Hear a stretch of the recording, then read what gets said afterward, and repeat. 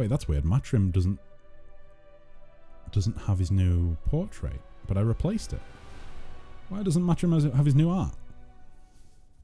I will probably... Oh, the fort Keeper's Canyon is besieged by an enemy? Where's Keeper's Canyon?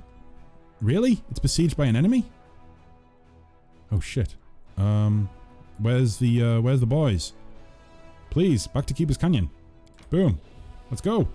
The stupid sexy crusaders! Away! An army has reached you and now attacks. Well, no, we reached them, didn't we? From what I've read on the old tomes in the city, the Great Old One once waged a war against demons and tortured them to get info. Jesus Christ. Wow, we were. I was not expecting to see that in chat. I've heard about a choice on an evil run that would be restricted by Sealer responding. Don't know if the mod would trigger it, even if she's not there, or if it could impact a good run. So yeah, it probably would trigger it. If I was doing an evil run, I would probably have to turn that off, or to turn off the companion dialogue, if that was the case. But yeah, it probably would trigger it. It probably will be triggered.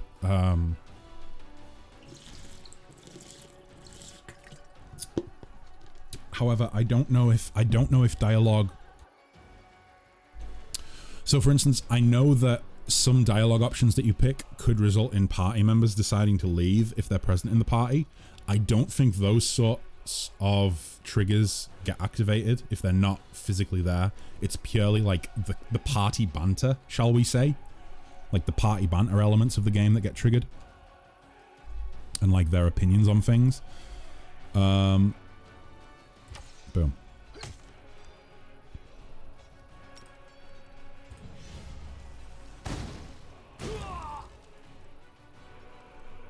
I am trying. I know people have said, oh, disable, put auto crusade mode on. You guys make a good point. Maybe I will. I'm just trying my best to enjoy crusade mode, as hard as that is for me.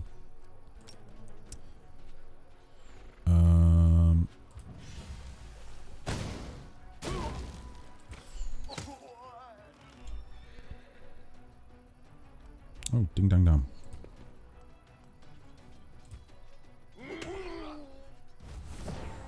Oh.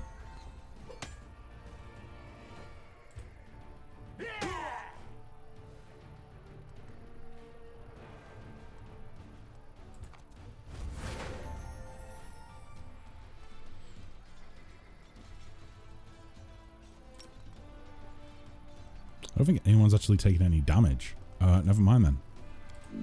Total defense.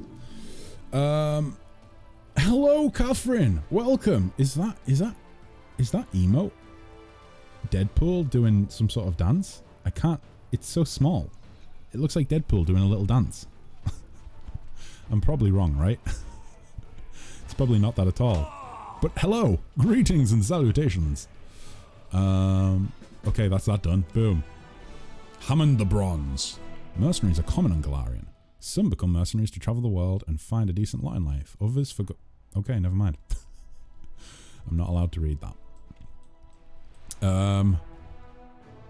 It's not Deadpool, but it is a person doing a dance. I got that bit right at least then. The other bit, I can be forgiven for, surely. Banner of Conquest. Oh, so morale's good, but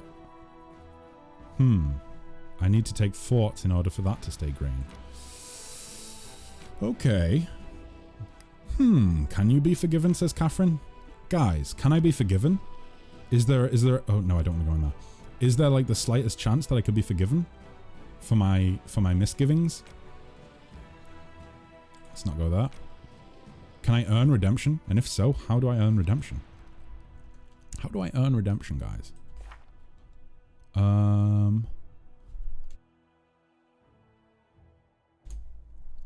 Let me see here. Oh, you know what we're going to do? We're going to make characters. That's what we're going to do. So let me go ahead and do that. We want to go to... where's my magic pooping bush? Oh yeah, my magic pooping bush turned into a tree, didn't it? So now I can't do it. Yeah, I'm having to do it in the room, aren't I? Ooh, that's embarrassing. Oh well. To the room we go. To the room! Yo, I need to go because I'm eating dinner. BRB. No worries, Druid. No worries. Enjoy your dinner. I hope it is delicious. I hope it's delicious. That's what we're fighting for, isn't it? For weddings, fun and laughter. Says Siwa. Even in the cursed lands of the Worldwound, even after 100 years of war. Yeah, we're fighting for weddings, fun and laughter. Because that's cool and fun and nice. Okay, I'm ready. Take me to the inn. Take me to the inn. Let me see here. So I do have Alfred's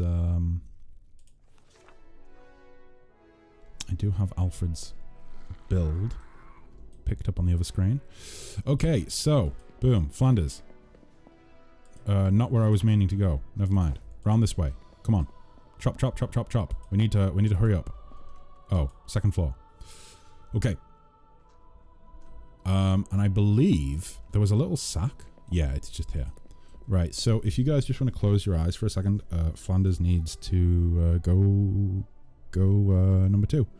How do I do this again? I've totally forgotten. There we go.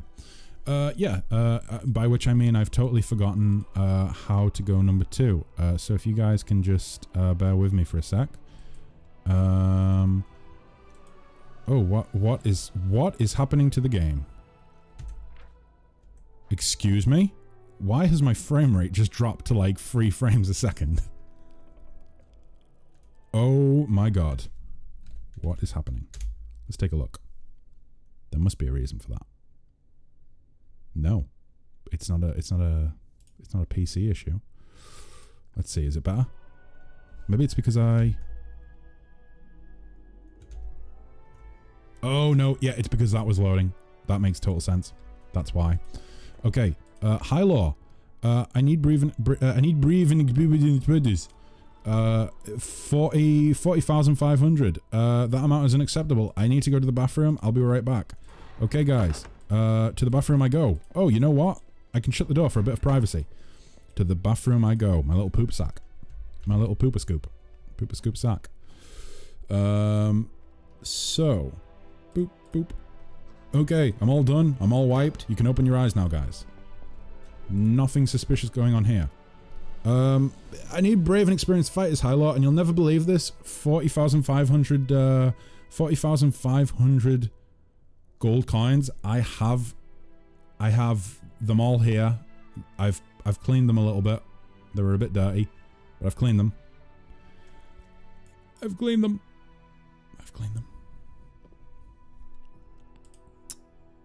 Okay. So, first up. Oh boy, we're on to the little stutter that comes before character creation, thanks to us having so many portraits and so many characters in the game already. Alfred, where you at? Alfred? You should be somewhere nearby. Wait, let me start from the top. He's not there. He's not there.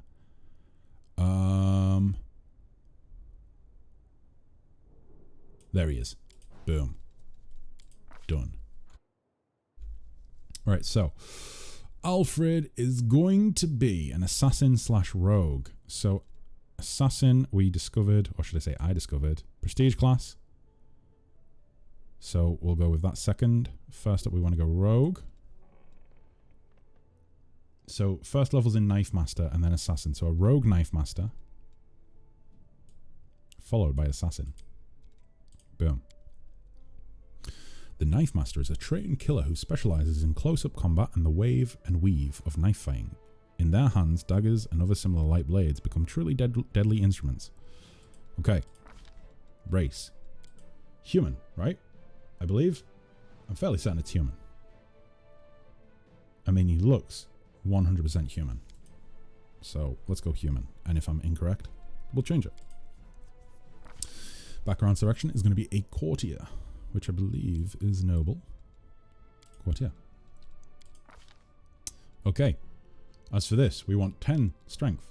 We want 18 dex. 14 constitution. 16 intelligence. You know what? Let's take those out of that. 16 intelligence. 10 wisdom and 10 charisma. We'll put 2 points into dexterity once we've leveled up. Because I'm pretty sure that's everything, right? 10, 16, 14, 16, 10, and 10. Yeah, so we'll put 2 points into that, and then maybe a little bit into intelligence. Okay, boom. Next up, abilities, or should I say skill points. So, we are going to feature stealth and mobility, trickery, and persuasion. So what I'm thinking is take stealth as a main, trickery as well. Let's take 3 points in mobility to get the bump in the AC. And actually, you know what? No, we'll go stealth, trickery, mobility. Let's put a couple into persuasion. Let's put some into perception. Let's maybe go with that as well. That and that. You know what? We can actually go into all of our... Because of the... Yeah, we can go into all of... Fair enough. We're going to go into all of the focuses. Okay. So, as for feats, weakening wound. Is weakening wound available straight away, or do you need to... Oh, I'm looking at rogue feats. My bad. So, 2 weapon. Please. Please. 2 weapon fighting. Boom. Next up, next feat after 2 weapon fighting will be improved initiative. Improved initiative. Wunderbar. We'll take stealthy, outflank, improved 2 weapon fighting, hammer the gap, improved critical, piranha strike with the dagger, crit focus, and sickening crit. After that. Okay, as for the deity, it will be Abadar.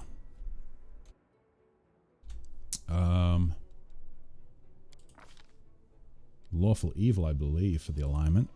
Yes, lawful evil. Appearance, I will try and make him look as close to his artwork as I can. Let's get rid of the headgear. So he's a man of he's what we should call a silver fox, which is to say his hair is you know something? 19 is pretty damn close. So let's try and get... That might work. Can we get a curled mustache, please? Please. That's pretty close, but it does have a goatee as well. You know, I think it's going to be the goatee option. Because that mustache is, like, perfect. Ding dang damn. What do we think, guys? Pretty close, right? I mean, there's a little bit of hair on the chin. It's pretty damn close. It's one of these portraits that I've actually managed to get pretty close to, I think. So, as for the eyes, were the eyes like blue?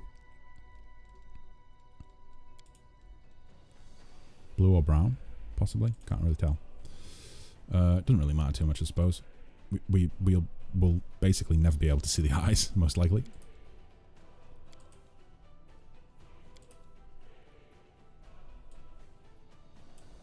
Four's pretty good. Ooh. So it's 5, actually.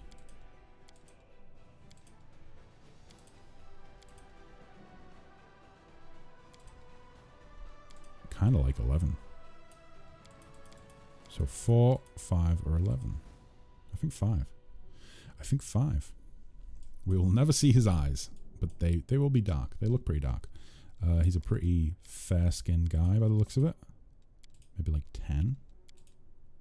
Yeah, because that looks way too tanned. Like that. As for scars, I don't see any on him. Hair's good. Beard's good, I think. War paint. Tattoos.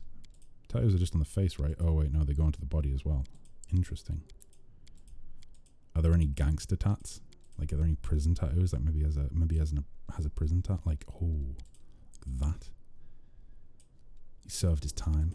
Or did his time, or whatever.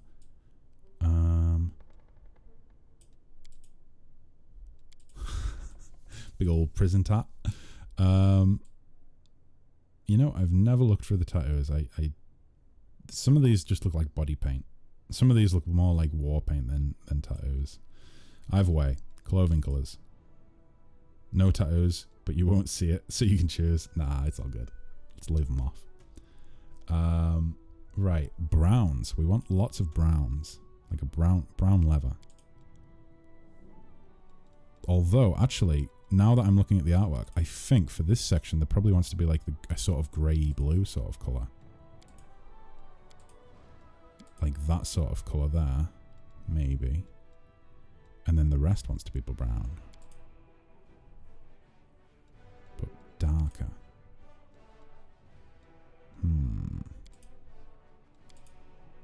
Like that, I think. It's pretty damn close.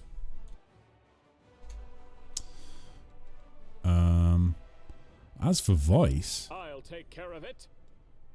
Get it off me. And again, drink. Let me know if you want anything changed. Our time has come. Forwards! Oh, shoot. Tabbed out of the game. Also, of course, let me know if there's a specific birth date or things like that that you want. And, a solid plan. My wounds pile on. This will hurt. I'm looking for something suave, kind of charming, but in a maybe a subtly kind of like this guy could be a mass murderer kind of way. Imagine going into the sound booth and the producer is like, okay, can you do a madman voice? I'll carve my name onto your flesh. I think I can do a better madman voice. Not that I care. Beautiful. Does anyone require my counsel? I will guide. Maybe wise. Maybe wise. Or maybe he doesn't talk at all. Maybe he's just totally silent. He just lights a cigar. And that's it. Combat is adjourned. Combat is adjourned. Okay, so Alfred Wimbledon. Is it going to let me get this all in? Oh. I can't get the firth in, but I can get that. Does that work, drink? Does that work? And if you've no specific desire for birth dates, then let's go with the 15th of, is it Saranef? Saranef. There we go. Would you like to dabble in voice acting? I'd give it a go. I'll give anything a go at least once. But yeah, I'd give voice acting a go. That would be pretty fun, I think. Okay, Alfred Wimbledon or Wimbledon the third. Or the firth, should I say. I'm going to constantly say the third because of that. Same thing, right? Same thing. Alfred. So it comes to this. It does. You're with us, okay? You might be lawful evil. I trust that you will fulfill your contract. We have hired you on as a fucking horrendous killer to join the crusade. Please do not make me regret this. I see evil and I immediately think, oh no, how is this going to go badly?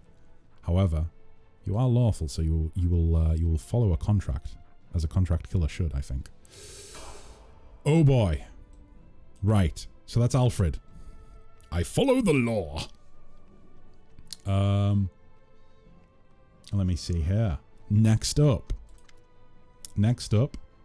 we have Reed. Well, Reed's character, should I say. I need brave and experienced fighters. Boom. Deal. Watch out. The coins are covered in poop. So, maybe you go wash your hands after this high law. Right. So, the artwork. Where's that? There it is. Boom. Pretty cool. Let's do it. So, class is going to be fighter level 1. Or fighter for the first level and then monk for all the rest. Oh, Selby says, by the way, something in the way. Yeah. Subclass. So Dragonhair Scion for first level. Silver Dragon Bloodline. And then Scaled Fist for all the monk levels. As more people join the neighboring community, I keep getting confused who different people are. Yeah, that's gonna be a thing. Selby, do you have a suggestion? Or because one thing that I've been thinking is that, guys, if you are a member of the Discord, please, number one, if you're a member of the Discord, make sure that your nickname on the Discord is your username on Twitch, your current username on Twitch. Because if it changes and I see someone chatting in chat that is different than the Discord, it confuses the hell out of me, and it's very difficult to remember if people have if people have introduced themselves as one thing and then like maybe they haven't been into the stream for like, they came in one stream, they introduced themselves, and then they haven't been in for like weeks, and they come back and they're like, oh hi, and I'm like, wait, who this? So yeah, please make sure that your names on the Discord are the same as your Twitch name, so that myself and everyone else doesn't get confused when talking to you. Number two, yeah, exactly what Selby said there, guys. If you want to introduce yourself so that people actually know who you are, I think there are some of you who probably are very much like me. You know, when I join communities, sometimes I don't even really talk. You know, I'm just there to watch the entertainment. However, for those of you who are there to kind of share in all of our mutual interests and get in on the action and join community game nights and stuff like that, feel free to go ahead over to the introduce yourself section of the Discord and write a little introduction. Doesn't have to be anything fancy. It can just be, you know, my name's Flanders, I'm a dumbass. Hi, it's nice to be here. To meet you all, nice. Drink says, I'm a lurker. Don't worry about it, Drink. I too am kind of a lurker in most scenarios. But yeah, if you guys want to introduce yourself, please feel free. Lies. Tell me your life story. Right, so Dragonair Scion. As for... oh, why is it not went? There we go. As for race, it would be human. It would be human. So, background selection is going to be River Kingdom Daredevil, which is a regional background, I believe. River Kingdom's Daredevil. Okay. Let's go with, so the ability score is written here. 15 strength, 15 dexterity, 12 constitution, 8 intelligence, 10 wisdom, 15 charisma. That worked out really, really well because it means that, yeah, I actually have more points than I needed. So let's go ahead and put, let's put 1 into dexterity, I think.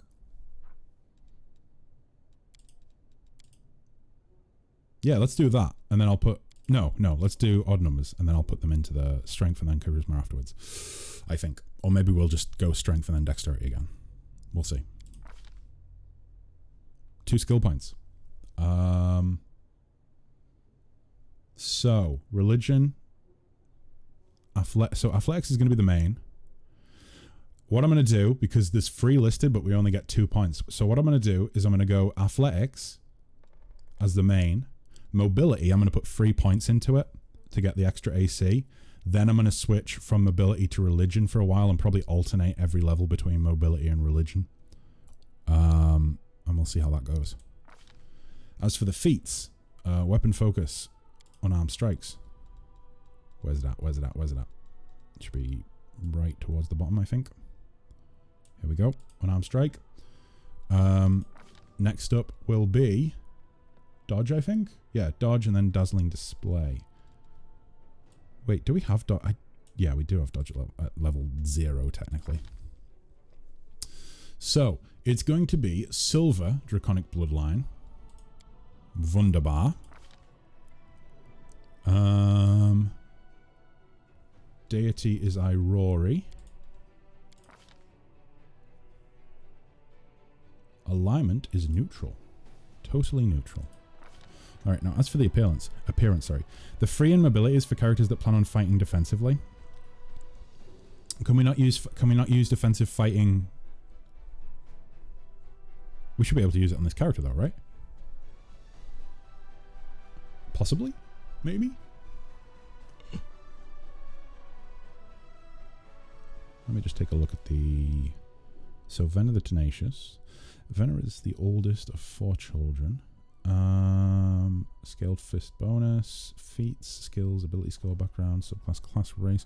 Okay, so Yeah, that's what I thought. Just when you said then, like, oh, the freedom abilities for characters that plan on fighting defensively, I immediately doubted myself and was like, wait, does that mean I can't do it on this character? But I did think that it's like available for like everyone. But yeah, either way. I mean, I won't. It's to be used in certain situations, right? Like, it's not always going to be necessary. Also, I might forget to put fighting defensively on every now and again. I definitely have done in the past. Right, so Reed specifically said focus on athletics and mobility. Hair color. It's going to be, hair is going to be the longest. First of all, fair skin. Right.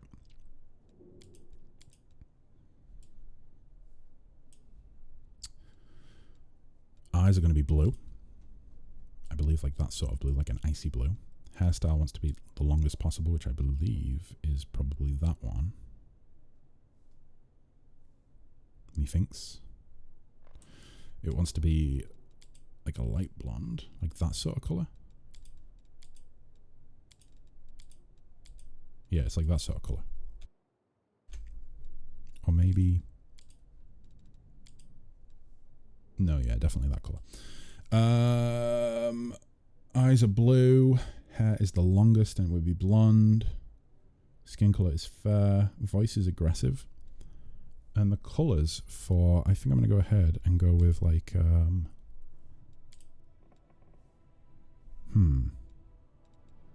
Is there like a really pale...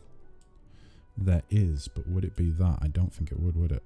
I think it would probably be just one of... maybe that. Possibly.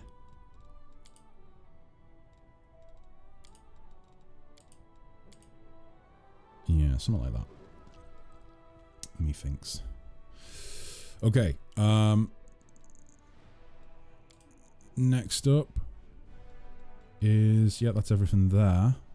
Next up is the voice, which is going to be aggressive. Guys, if you're typing in chat right now, apologies. I've had to scroll up to look at Reed's message. Out of my way. So aggressive. Kill me quickly. Month of birth would be the second day of the second month, so the 2nd of Calistral. Now I could scroll back down in chat. But yeah. So, it would be... Make sure I'm spelling it right. Yep. Oop.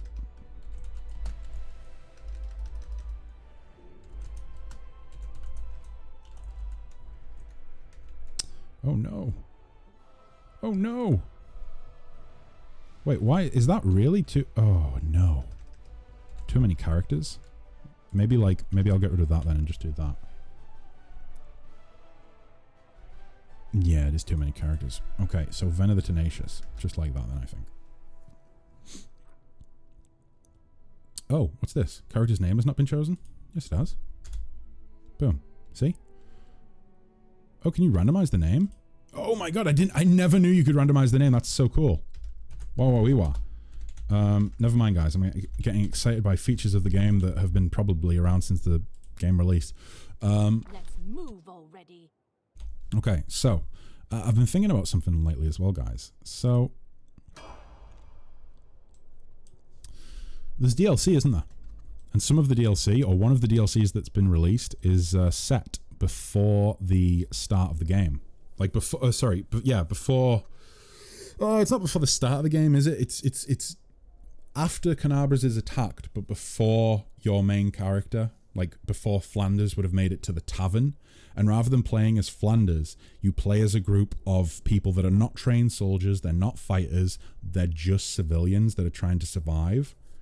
And, I don't know, like, I'd like to play it at some point. I think I'll probably play it at the same time as I'm playing Pathfinder, because Pathfinder, well, it's going to be a while before we finish this, and I don't really want to jump from this to DLC that's set before this. So I think maybe we'll do, maybe I'll do like I don't know. I'll throw it. I'll fit it in somewhere.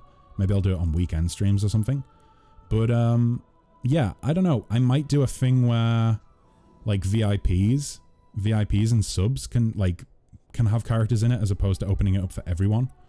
I looked at the VODs the other day. It was interesting because I watched the Twitch streams at low quality because my internet is bad. I opened up a VOD and was like, wow, the game actually looks nice. Yeah, you have that like rural internet, same as me, right? It's just that for some reason my rural internet is pretty damn good. It's not too bad.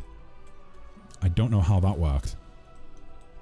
Considering, you know, infrastructure in the north is generally shit. Right, so that's characters made. So I need to get this party sorted. Boom. Oh, you know what? Let's go have a little chat with Arushale.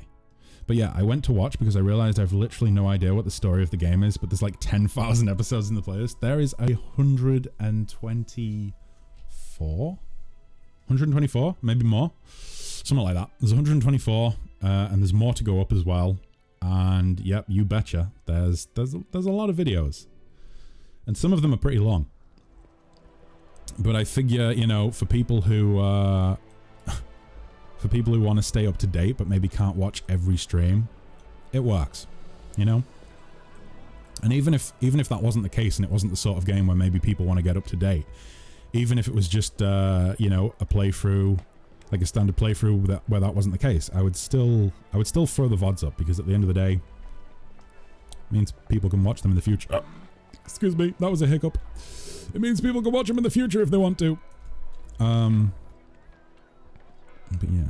Do you edit them much? A lot of the episodes are like 30 minutes long, so is that one stream edited down? Yeah, so I don't do any cuts or anything like that. There's no cuts. Well, no, there is cuts, but not like in the middle of episodes. I cut at the end, so I basically break the streams down into bite-sized chunks. So the way I did it to start with was, the way I did it to start with, I would just try and fit them down into like 20, 30, 40-minute episodes.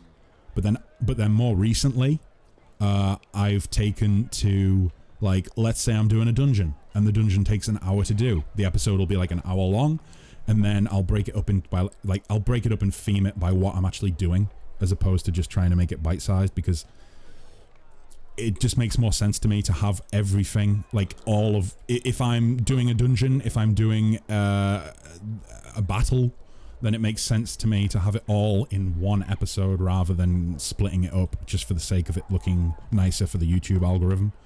I think people might agree there, you know? There's nothing worse than when you're watching a video on YouTube and it gets to the climax of the point of the video and then it's like, okay, video ends here because YouTube algorithm likes certain video lengths, you know? Right, so where is... Oh, she's right there. I saw her immediately. Boom. Let's go talk to Arushale.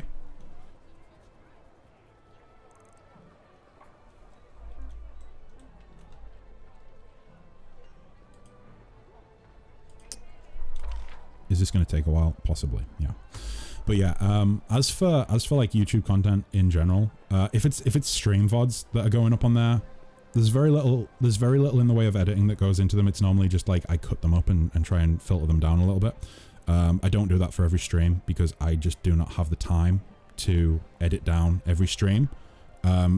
Also, just because it in the long run it really isn't worth it. You know, like people are probably most invested in the Pathfinder playthrough, so I edit those down and make them bite-sized chunks. Whereas like things like the Hollow Knight streams, I probably won't edit them down. I'll probably just put them right up there. Editing them down, just yeah, it's not an effective use of my time right now. Because YouTube doesn't exactly have a lot of traffic for me. But I am wanting to do... Hello, Juke! Welcome back. I am wanting to do some actual YouTube playthroughs at some point. I just need to find time to do them. Arushale's ruby eyes stare watchfully at passers-by who don't notice her even at arm's length. She turns to you, her face a mixture of contemplation, sadness, and admiration. They're amazing, aren't they? Immediately changes the subject. We're being attacked by demons with unusual powers. Sorry for ghosting you there. The lady suddenly took to the night market. We usually go when we were little. Oh, that's cool. Don't worry about it, Juke. No worries at all. I hope you guys had a good time. I hope you guys had a good time. Wait, may I ask you a personal question? The kind of question a mortal might ask a succubus?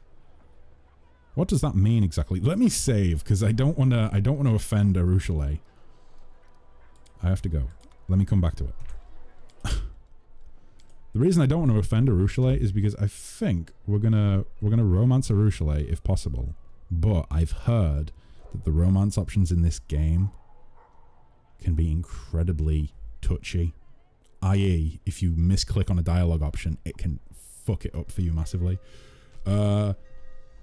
Way, hey, Arushale, why don't you come and spend some time with me?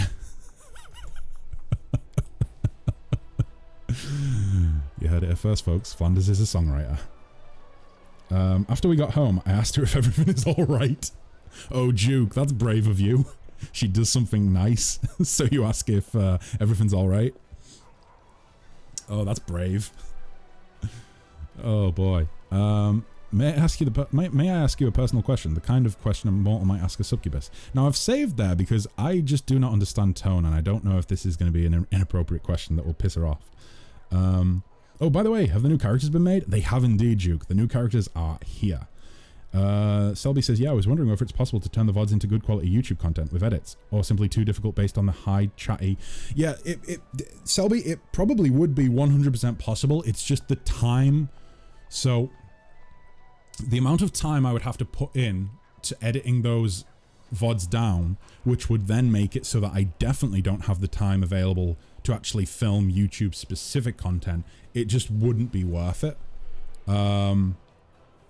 So I would much rather make content that is specific for YouTube that I could then edit down. That would be much easier to edit down as well, because it just wouldn't be as chatty, and it wouldn't be like, put it this way, it wouldn't be like an 8-hour stream to edit down and cut bits out. It would be maybe like 2 hours of gameplay that I could edit down into like 40 minutes or something like that. Yeah. I suppose it's just kind of like the case that I want to use my time as effectively as I can, because I'm aware that I don't have a vast amount of it. I wish there were more days in the week, and I wish there were more hours in each day. Unfortunately, there are not. I should just stop sleeping, right? Although lately I haven't been sleeping great anyway, so maybe I'm going to be more productive than ever as of late. May I ask a personal question? Oh shit. You want to talk about sex? Arushale looks you in the eye. Ask me anything. I'll not keep secrets from you, but don't expect to hear anything light-hearted or pleasant. Oh, fuck. I wasn't expecting this. The kiss of a succubus is deadly, isn't it? Not just the kiss, any caress of any kind. It sucks the life from mortals, and there's nothing I can do about it. Well.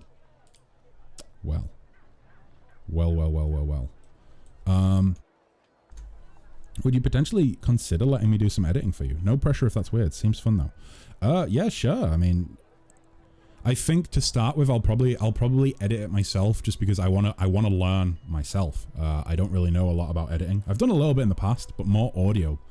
Lots of audio editing. But yeah, I wanna look into it and kind of teach myself it. But once I've got the handle of it, I'll happily send something over, I suppose. Although there could be a lot of shit to cut out. Wow, your character is rude. Listen, I'm curious, Fisherton. I'm curious. Arushale touches her lips ever so slightly. For mortals, tenderness is tenderness and violence is violence. But I don't know what it's like to kiss and not inflict pain. I don't know, like sometimes you have to ask questions like this in order to actually understand someone else, right? Like sometimes it's better to ask than to just assume. You know what I mean? We're on a quest for knowledge. And insight. I just hope my observations of mortals will help me understand. Young lovers, old spouses, even what mortals condemn as promiscuity. To me, it all looks like something amazingly human. Wait, you mean you don't just watch people during the day out in the street? Well, I never touch anyone. I never harm anyone. I just watch and listen. Is that bad? No, it's not bad. Just don't get caught. I can promise you that. You know, a drop of vital energy is a small price. No, that's such a... Oh my god, that is... What? Why is that there? That's clearly there for the bards. Maybe you could send me the VODs of one of the other series that you weren't planning to really edit, and you could see what you think of what I do to them. Also, more important, do you have a Pathfinder waifu? I don't. So I don't have. What do you mean by waifu? Do you mean like a character that I specifically would be inclined towards, or do you just mean as in a character that I'm going to romance? Because if you mean a character I'm going to romance, I think I'm going to try Arushale, because I kind of find the whole idea interesting, of like the irony of the leader of the Crusades romancing a demon. Camellia is Pathfinder waifu. Do you still feel desire? Arushale keeps a long silence as she searches for the right words. You see, on the one hand, my succubus nature remains with me. I feel the desire I feel is one from my old life. When I look at any immortal, I immediately imagine how... She looks away.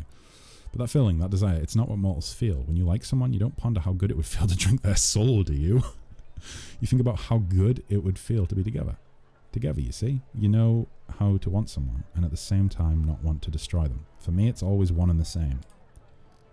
True despair rings in Arushale's voice. I'm not even talking about love, just the common mutual affection of mortals, when they're not poisoned with violence. Now I know what I've never felt it. Now I know that I've never felt it, sorry.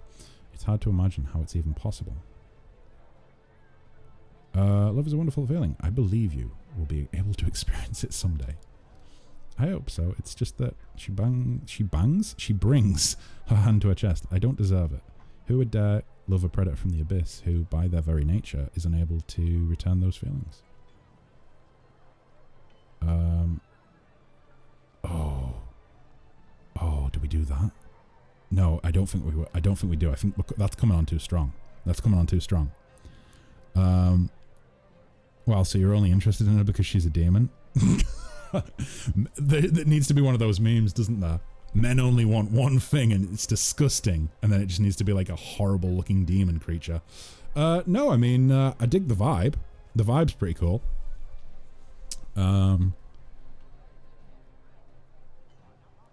It's I mean, I've got to be honest, guys, it's kind of hard for me to look at a character in a fantasy video game and be like, yeah, I really like this character. I totally vibe with this character. Because it's not like I can turn around and go, yeah, like I love her style. Like I love Renaissance fair style. Not just a demon, a sex demon. Poor succubi, always getting fetched. How can they ever trust that someone loves them for them? What are you talking about? Alistair from Dragon Age Origins was my first love. Really, you and Alistair? I actually really like Alistair as a character. I believe I went with... First time round I went with Liliana. Because red hair. Every time after that I went Morrigan, but that was because every time after that I was trying to go towards certain story choices throughout the franchise as opposed to just for the one game. He was funny but still sensitive. He was just a good guy. I enjoyed Alistair's company. The True King. Oh boy, do I do it? Could it kill me? Will it kill me? Because she said like even the slightest touch could do it. Could kill me. Do not lose hope. One day you'll find someone to teach you how to feel. Or, I believe in you. And I can help you if you'll let me. What do I do? Guys, I need woman advice. I need woman advice. Help. Help. Unless you know, ruined him. Yep. You can indeed ruin Alistair. Turn him into a massive drunkard. It's not great. It's not great. Oh boy. Definitely not creepy. Right, so we're going with this one then. Do not lose hope. One day you will find someone to teach you how to feel. Oh my god, Selby says touch her. Man up. Guys, this is conflicting advice. One of you says don't be creepy. One of you says touch her. Let's put it to a poll. New poll. I don't even know if I've spelled her name right. I think that's how you spell it.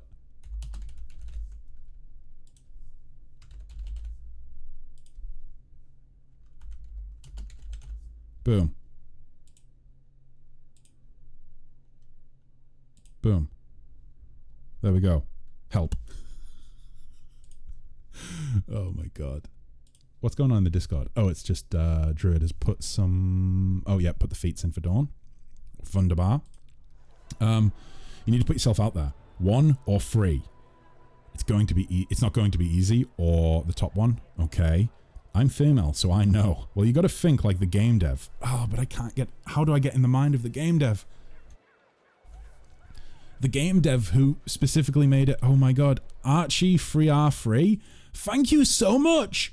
I have no interest. Get out of my stream. Thank you. But yeah. You didn't set it to 1 vote only? Oh shit, I didn't. Oh well, that's that getting abused. Oh my god. I'm trying to get into the mind of the game dev, but it's the game dev that... It's a game dev that made it so that you could hover over the word spell and it would tell you what spell means, but it won't let you hover over the name of spells to see what the spells do. So I'm thinking totally illogical. Totally illogical. What would a totally illogical person do? Is there any option to just like caress her face and say, I am God? Maybe not. Maybe not. In fairness, I wasn't paying attention before. Did she say she doesn't like touchy touch? She said something about, oh my god, it's just like real life. I wasn't listening.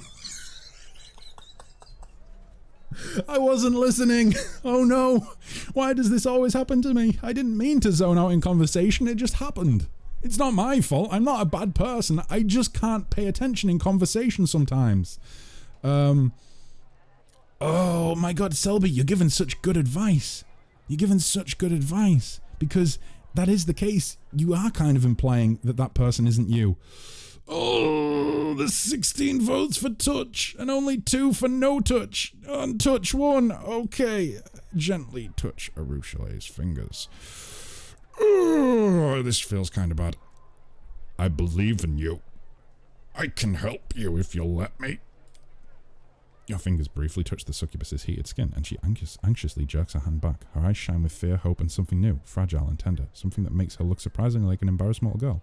I will.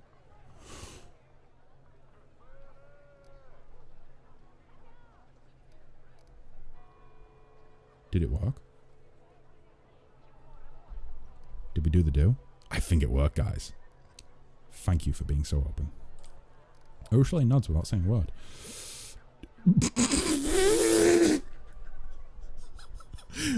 that dialogue option followed by, so, do you like silence? I used to talk a lot before, and all of it was a lie. My words ruined so much. I like silence more now. Fondle is always the correct option. I suppose it depends on who you ask.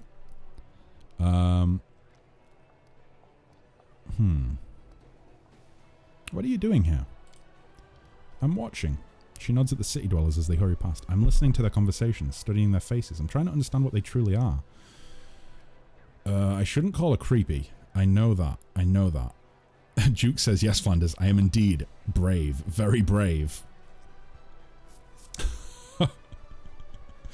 Did the Duchess take it poorly, or is all good? Fondle is always my best option. Or fondue. Fondue! Fondue. Fondue's great as well. Oh my god, a lovely fondue. A chocolate fondue? Or could we have a cheese fondue? God damn it. I fucking love fondue. Why do you like to watch people? Have you learned anything new about mortals? Have you learned anything new about mortals? Well, I got my liver punch and now still on the floor. Yep, Duke, sounds like you've got a keeper. You've got a real keeper. With these kinds of games, it's really hard to not try to game the system by guessing what they want you to do, or even looking up an actual guide to learn the correct options to get the ending you want. Oh boy. Do I need, is that the level I need to go to? Do I just need to look for a guide Wait, let me let me look. Aru, how do I spell her name? Aru Chalet. Oh my god, it's literally one of the first things that comes up. Aru Chalet Romance Guide. Apparently, this is a popular search. Oh my god. There are so many posts on it. Fuck. Okay. Well, that's that then. How does a game developer encourage the player to play true without letting them worry about the consequences of selecting the wrong thing? Looking up guides is what Nicaea always looks up first about video game.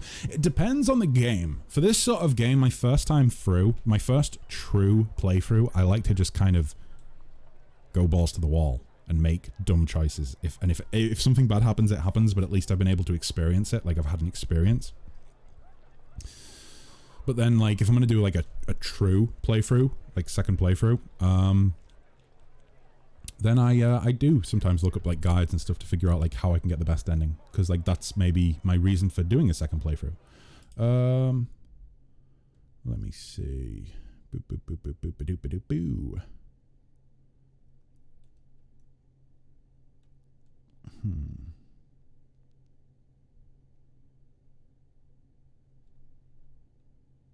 Holy shit. Drink. You're actually from Flanders. Holy fucking shit. Guys, the first Flandonian. I don't know what's the name for someone from Flanders? What's the name for someone from Flanders? Like if you're from Liverpool, you're a Liverpudlian. If you're from Manchester, you're a Mancunian. If you're from London, you are Cockney. Ned. Beautiful, Fisherton. Beautiful. But yeah, no, what is the actual, like, adjective for someone from Flender? Flenderman? A Flender? Is it really? Is it a Flender? A Flandersman? My god. You guys are having way too much fun with this. Flender, really? Interesting. Right, back to the game. My curiosity has been satisfied, I think. Flanders, the man from Flanders. The term Flemings, Dutch, Vlamingen, is currently mostly used to refer to the ethnic group native to Flanders, the northern half of Belgium, historically part of the southern Netherlands. Flemings. Is it not Flemish? Or is Flemish? Oh, that's your native language? Huh.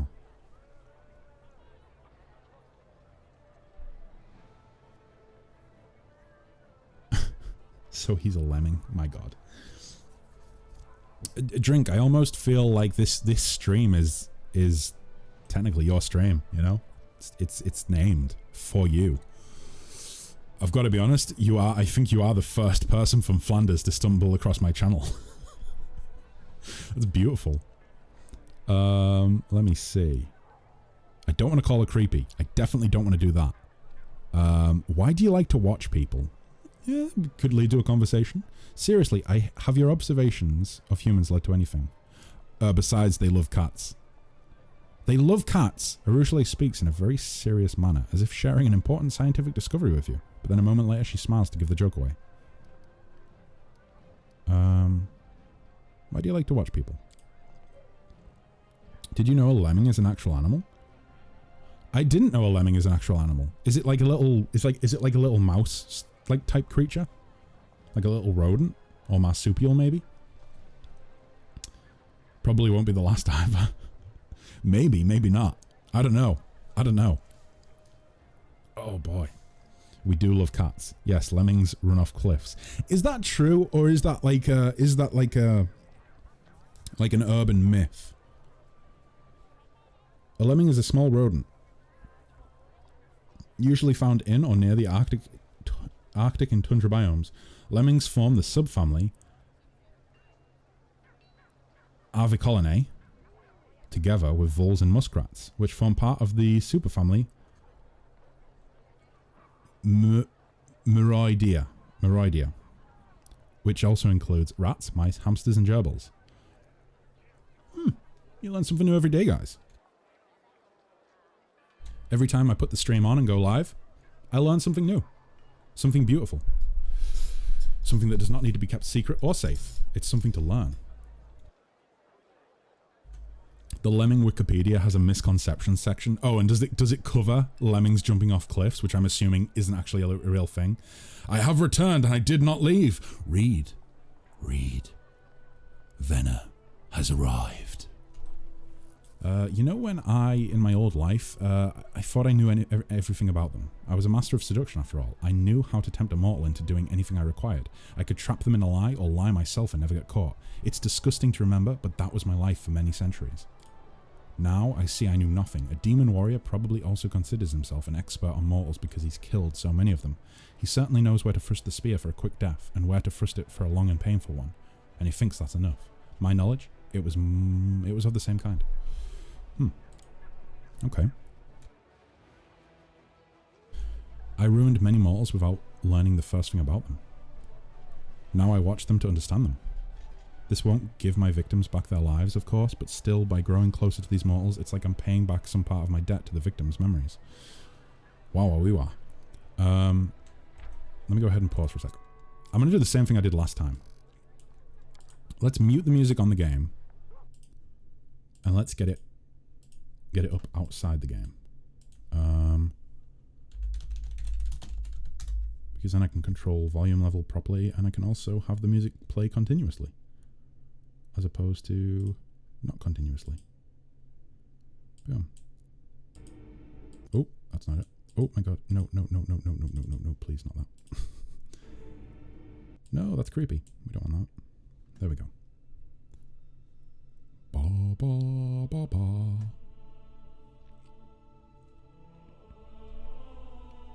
I think that'll work. Might be a little bit loud. We'll soon find out. Boom. Oh wait, are we going through the... Are we going through, how do you return if you never left? Oh, Fisherton.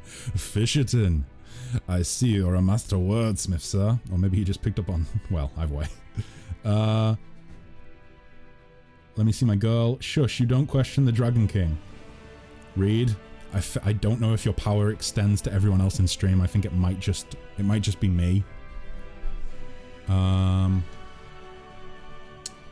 Misconceptions about lemmings go back many centuries. Right.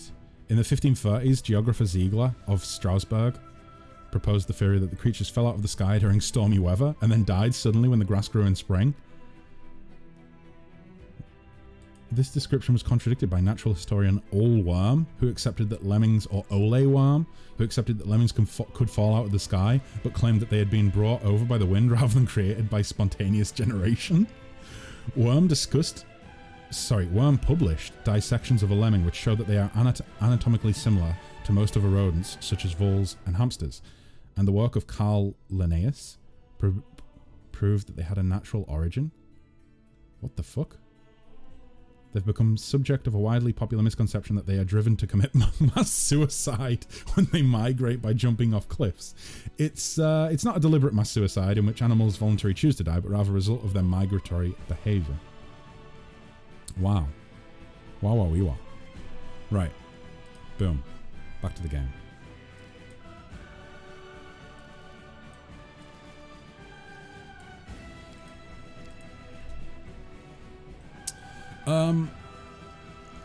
I ruined many mortals without learning the first thing about them. Now I can watch them to understand them. This won't give my victims back their lives, of course, but still. By growing closer to these mortals, it's like I'm paying back some part of my debt to the victims' memories. Okay. Have your observations of humans led to anything? I wouldn't want to draw any rash conclusions. I've only been watching them for a short while, but I think I have understood one thing. The succubi have a saying, mortals always lie. If a mortal isn't talking, it means she's busy lying to herself. Wow. Wow, I feel attacked. I don't know about you guys. But now I see this isn't true. Oh, never mind then. I'm not attacked. You mortals aren't liars, you're dreamers. Each of you creates a huge daydream for yourself. I don't know which is worse. Are we lying to ourselves or just dreaming the world away? And everyone you share your life with, It isn't exactly a lie, because the daydream is your truth. Well then. I see. Let me ask you another question. Guys, I'm talking to a girl, and the conversation's actually going okay. What do you think of the powers I gave you? It's a great temptation. I don't know if I should be trusted with such power. I certainly wouldn't trust myself with it. When you have so much power, it's easy to decide you're a god and the mortals are your toys. Are you a dragon, says Selby to read, who is the king of his society, or a human with a strong influence over dragons and proclaims himself as king? Oh, wow. That's the real question. The misconception about suicide basically just says they do commit suicide, just not on purpose. They're just dumb. Wow. Reed says, I am a human who has the capability to persuade dragons to swear loyalty to me. How? Well, I got an artifact called the Dragon King's Word. It's a ring that can automatically make dragons reason with me rather than, you know, kill me. Wow. Wow. Tell me about yourself. Oh wait, no, you know what? Perhaps I should wait until after we defeat the forces of the Abyss. But that's precisely what these powers are for. Bear with me one sec, guys. Boop.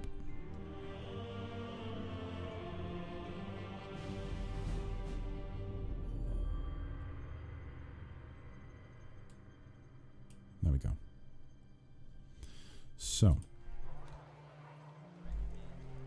So if you lose your ring, you're just a bloke? Not really. I will be a dad of 12 martially adept kids. Super dad! You take a great risk. I'm not sure I can handle the temptation. It's hard enough as it is. Oh boy. Tell me about yourself. I'm afraid you won't like what I'm going to tell you. So do you worship Desna now? The goddess did a lot for me, more than I ever deserved. Asking anything more of her would be impudent. I'm grateful to her, but I try not to trouble her with my prayers. What did you do after Desna converted you? I travelled, in the beginning. I thought it was wise to keep away from demons and their temptations, run off to Absalom, or perhaps even further, to another plane. But then I realised that I didn't deserve freedom yet. The abyss was still in me. I think I need to angle my camera down, don't I? Boop. There we go. It's a bit better, I think. Still kind of working out what I want to do with the webcam. At the minute, it's a box. Maybe we'll go back to the long panel. The abyss was still in me. It called me, tempting me, seducing me. If I ran away, I would soon return to my old habits. Arushale forces the words from my mouth. That is why I came here to join the war, to remember who my enemy is, to defeat the demons, not just for the mortal world, but for myself as well. Because if I don't kill my past, it will always be reaching for me. Oh, and also the husband to free dragons. Wait. I'm not going to ask how that works. Well, they can take human form, right? Can't they? Dragons. They can take human form. So, when a mortal man and a mummy dragon love each other very much, the mummy dragon has to make the sacrifice of going into a human form. And then, you know, after she takes a human form, they have to touch butts. So they touch butts. They combine their butts into one, and then the stork comes and drops off a dragon egg. Can they? Like in D&D lore or general lore? So I think, like in D&D lore specifically, or a lot of tabletop game lore specifically, they can. In general lore, I think there's been like stuff throughout like mythology of like creatures transferring from one form to the other. I think there have been probably not dragons, but maybe like serpents and things like that have been able to change forms. I don't think dragons are included in that though. No. I don't think dragons have been included in that though. No. Serene, welcome. It's a story of headache-inducing bullshit rolls and stupid luck. That makes perfect sense. I'm a wonderful liar. I'm no longer proud of it, but it's still true. The demons never suspected my treason until the very end. I lived as a spy and regularly reported back to the priests of Desna whatever I learned. Naturally, I concealed my identity from them as well. I would never have been caught, but when I learned that Discaru was planning an attack on Canabra, there was no time for caution. I risked everything to warn you, and paid with my freedom.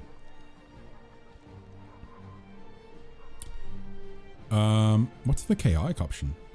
Amazing. The anarchy of the abyss was the abyss was slavery for you, but you found freedom in the army. Thank you for not running from evil, but for confronting it. Yes, I'm glad I did, but you know, it's hard. Evil calls me back every day, and when it's so close, what if one day I grow tired of fighting? Arushale, where does succubi come from? Did you have a childhood? No. Well, yes, but in brief. The abyss is nothing like the mortal world. Arushale makes a gesture in the air, trying to find the right words. You remember life since conception, no? Wait, no, you don't. You don't remember that part, do you? But certainly you know everything since birth. We do not. Normally, when a human dies, the Lady of Graves decides which plane they go to. Most often, those who arrive in the abyss turn into lava. You know, the little worms no one notices until you step on them. They crawl in the mud for centuries, devouring each other, and the strongest ones turn into demons. That's disgusting. I don't know how that transformation happens. Maybe we hatch out of them, like caterpillars out of butterflies. No, wait, it's the other way around. Or maybe greater demons sculpt us out of them, like so much clay. I don't know what happened to the lava that they used to make me. And my own memory, it begins with vague, fragmentary images, terrors, executions, orgies. I remember some poor lad half gnawed by the lava. He was crying and begging to be killed, and I pointed at him and laughed and said I wouldn't. Desna, forgive me, I'm so ashamed. How did you end up turning against the abyss? Well, actually, I kind of know that, right? Temptation. Strange, isn't it? So many people believe that being good is important, but it's boring and unpleasant. And all that's enjoyable and tempting pertains to evil. Even the servants of kind gods often think so, do they not? You have no idea how easy that makes the role of a temptress. But it was my great fortune to discover that it's not always like that. My last, Arushale looks away, my last victim was a priestess of Desna, the tender of dreams, as you know. Demons do not sleep. Mortals always compare their greatest moments to dreams, so I decided it would be interesting to see for myself, and while I was at it, forgive me, goddess, to mock Desna. This priestess lay in my arms, dying of my kiss. I remember every smallest detail. The cold sweat on her skin, her eyes rolled back into her head, her weak whisper. It's so difficult to recount. Well, I dove into her mind to see what mortal dreams were like.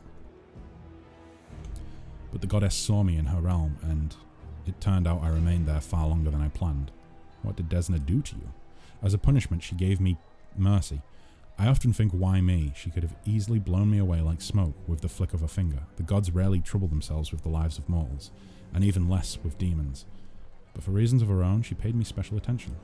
She awoke in me the memories of the sinners whose souls were used to create me. All those humans. I knew nothing of them until Desna showed me. Each of them had their own dreams, and a world without pity trampled each of them and placed them on a path that led to the abyss. Their memories, all their hopes and pains. I'm sorry, it's hard for me to talk about this. You see tears well up in the succubus's eyes. Arushale wipes away her tears and continues. The most important thing I realized was that every mortal is a little world of hopes and dreams, and that although I might be a succubus, I didn't have to live forever with those beastly boring pleasures and tortures of the abyss. I can be free. I can be myself if only I understand who I am. You don't know who you are? What of you? Do you know who you are? Are there many mortals who can make that claim? Before returning me to the mortal realm, Desna whispered something to me. I can still hear her words. She asked me, and what do you dream of? And I don't know. I still don't. You see, demons are simple creatures. Arushale purses her lips. Each is guided by 2 or 3 strong sins. Before my conversion, my sins were all I was. A ball of desire without anyone behind them doing the desiring. Desires for sex, for flattery and food. But now I have me, and it's amazing, but it's so complicated. Arushale makes an apologetic gesture and smiles. Thank you for your answers, Arushale. I hope they didn't upset you too much, at least not as much as they upset me. Wow. I have to go. I will be watching you. Oh god, that's kind of creepy. Let me see. DM, I would like to roll to seduce the dragon. I do this every time I meet a dragon. What can I say? The ring helps. The ring only helps to make dragons see reason, not to make you roll 5 natural 20s. What can I say? I guess I just got lucky. Yeah, lucky? I don't know if I would call that luck. I think it's less that you're lucky, and it maybe that your party is cursed to forever have to deal with you seducing dragons. It's the only way I can see 5 nat 20s in a row coming about. The party's cursed. They're just forced to watch the seduction of dragons. In fairness, in my first D&D campaign, the bard cast suggestion on the cleric and made him perform inappropriate acts. The cleric was very upset. Oh, that's... Wow, wee-wah. Like, when I host games, one of the rules that I actually have is that people cannot force other people's characters to do things. You know, like you can't take away player autonomy. Purely for situations like that. Like I don't want people to not enjoy the game because they've been made to do something or whatever. Either way though. In fairness, it does say in the spell that it must be reasonable suggestion. Plus my wives were a great help on the final battle. Yeah, like 3 dragons coming to aid. Wait, how did you explain to them why each of the other dragons was there? Like, how did you say to the silver dragon why the other 2 dragons were there? Like, oh, hello dear. No, those aren't my other wives. Those are just friends. Like, did you have to say the same lie to every dragon?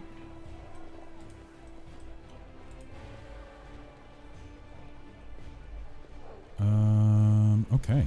So, characters are made. What quest are we going to go off on?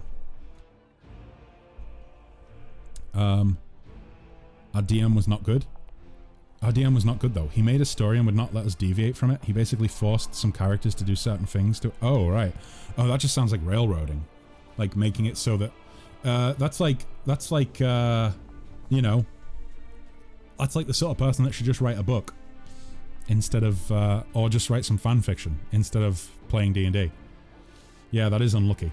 At one point, he even self-inserted an NPC into our group who proceeded to tell us how to approach all the upcoming fights. Oh, geez, that's not good. That's not fun. Oh, boy. Oh, boy, oh, boy. Yeah, that's unlucky. I agree with Serene. Very unlucky. Because it can be such a fun game if you kind of just, you know, left to your own devices, you know, like, oh, here's all of the here is an event, how do you want to respond to it? Like, wait, what do you mean how do you want to respond to it? Well, how do you want to respond to it?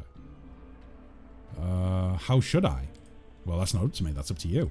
How do you want to do it? How do you want to respond to this? Okay, so describe the event. Okay.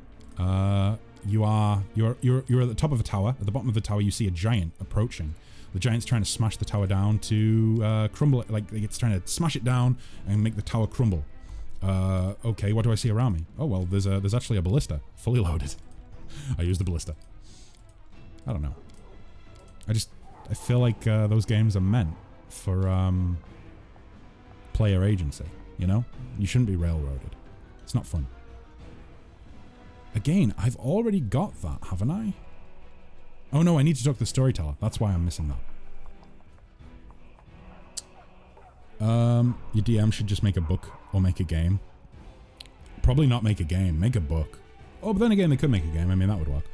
Wow, it's like playing a PC game in tabletop. That's so true. So yeah, the ring helps me make my wives see reason, and they agree that sharing me was a fine prospect. Good God. In fairness, I do believe that the creativity and quick thinking of a good DM is a very high bar. Yeah. Yeah, like, it can be difficult. It can definitely be difficult. I had my, this was probably a failing of me in the past. In the past, I took the advice of, like, of the whole, like, yes, and, yeah, sure, you can do that. And as a result of that, the whole yes and mentality, I took that a little bit too far in the sense of, like, if my players wanted to do something, I would let them do it and I would find a way of making it work. And sometimes that just didn't really make the game as good as it could be. So for instance, one event where there was a group of orcs that were coming to attack the players. They were massively outnumbered, and one of them said, wait, we have some flour. Isn't flour flammable? And I was like, I mean, flour dust is flammable. Apparently, it's how it started the Great Fire of London. And they're like, well, let's make an explosive device out of flour. And I was like, my brain was saying to me, that would never work. They can't do this. But my heart was saying to me, yes, and this is how it happens. So I had them roll like a bunch of checks and they all passed with flying colors. And so I was like, right, so they've constructed they've constructed a device which is basically flour shoved inside of a sack and then attached to an arrow with a fuse coming out of the sack. And this is supposed to blow up. And it blew up. Let me see. Again, the ring is for making them see reason, not succeeding on persuasion checks. Like, I applaud you for your mental gymnastic to make words so they can agree into sharing you. My head hurts. That reminds me of so many survival games where your character makes high-tech stuff out of stones and drugs. Oh my god. So many scenarios like that where I should have said, well, no, you probably can't really do that because that just won't work. But like, what else do you have in your inventory? Let's see if we can make something out of that, you know? But yeah, that was probably like that's definitely a mistake that I've made a lot in past, which is just trying to let the players do whatever they want to do, even if it like kind of breaks the world a little bit. These days I tend to be much more kind of like, well, no, you probably couldn't do that. It's not really going to work. However, let's have a look at what other supplies you've got and see if there's like something else that you could do that would have a similar effect. Same, I DM'd and the group went totally off the road and decided to make a bout instead of traveling by road. Oh, really? So one thing that one of the most important things I learned from DMing or about DMing is that I always have at least one spare encounter plan, like set up and ready to go. So let's say I'm running, and it can fit into. I'm going off topic here, but what the hell? We're talking about this. It can fit into any scenario or any theme, you know? So it could be an urban encounter, it can be a forest encounter, it can be like a dungeon encounter. The way that I do it is by, essentially I have some generic stat blocks and I will reskin what the enemies are. It's pretty simple. It's not a genius move, but it helps a lot. It's more use. It might sound dumb to start with, but believe me, it will save your balls many times when you're DMing. Generic stat blocks that you know are going to be reasonably difficult for the party to deal with. Let's say it's a bandit stat block. Okay. They're on the road. They want to take a shortcut off the road and travel overland. Okay, the bandits will attack them at camp that night. We'll do a camp encounter. They will attack in the night. Maybe I'll go ahead and they might decide that they wanna track down these bandits to their camp. Okay, I can have the session lead toward the bandit camp and then end there. And next session I can pick back up at the bandit camp, and I've had time to prepare for it. If it doesn't go like that, and it's like, okay, they're in some catacombs beneath the city. Okay, the bandits, instead of being bandits, are maybe lizard folk that are living beneath the city in the sewers in the catacombs. Maybe they're skeletons or undead creatures that are living beneath the city. If it's in the forest, or like, should I say, like in the wilderness, maybe it's some sort of other creature. Just things that you can reskin and throw in at the last minute if you need to buy yourself a little bit of time. Because you can bet your bottom dollar that most players, if you throw just a random encounter at them and they're like, huh, these aren't enemies that we've been fighting lately, these are new. Chances are they're going to go ahead and turn around and be like, we want to find out where these enemies are coming from. Why are we encountering these only now? And then of course you can set up a whole quest line that involves them going to the bandit camp, finding the lizard folk tribe that are living beneath the city and trying to make peace with them, trying to clear out the bandits, trying to, you know, all these different ideas. You could have bandits that are running like a slavery operation or a drug dealing ring or something like that, and they could be set up in a cave deep in the forest. In which case you've probably got a little bit of map making to do as well if you don't use Theatre of the Mind, which I don't really use all too often. I tend to just use battle maps that I make. But yeah, it can be handy to have one or two encounters planned that you can just throw in wherever you want. Let me see what's happening in chat.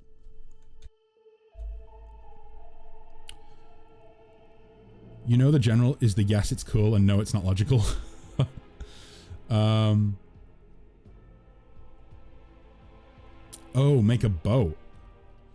I kind of assumed that's what you meant, but thanks for clarifying, Drink. I assumed that you meant like a shortcut or a boat or something for traveling like off the route. General is hard to fight against when we fight him. Fire Flask too expensive. Fireball spell too hard to learn. Try this one weird trick. At the same time, I do like to troll my players occasionally to get back for some of the like suffering that they've inflicted upon me.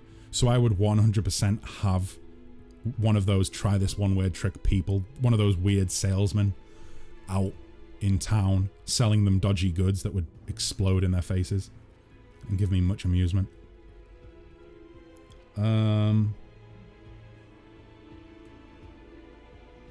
General is the DM, says Selby. No, General is a boss and he has the ability called yes it's cool and no it's not logical.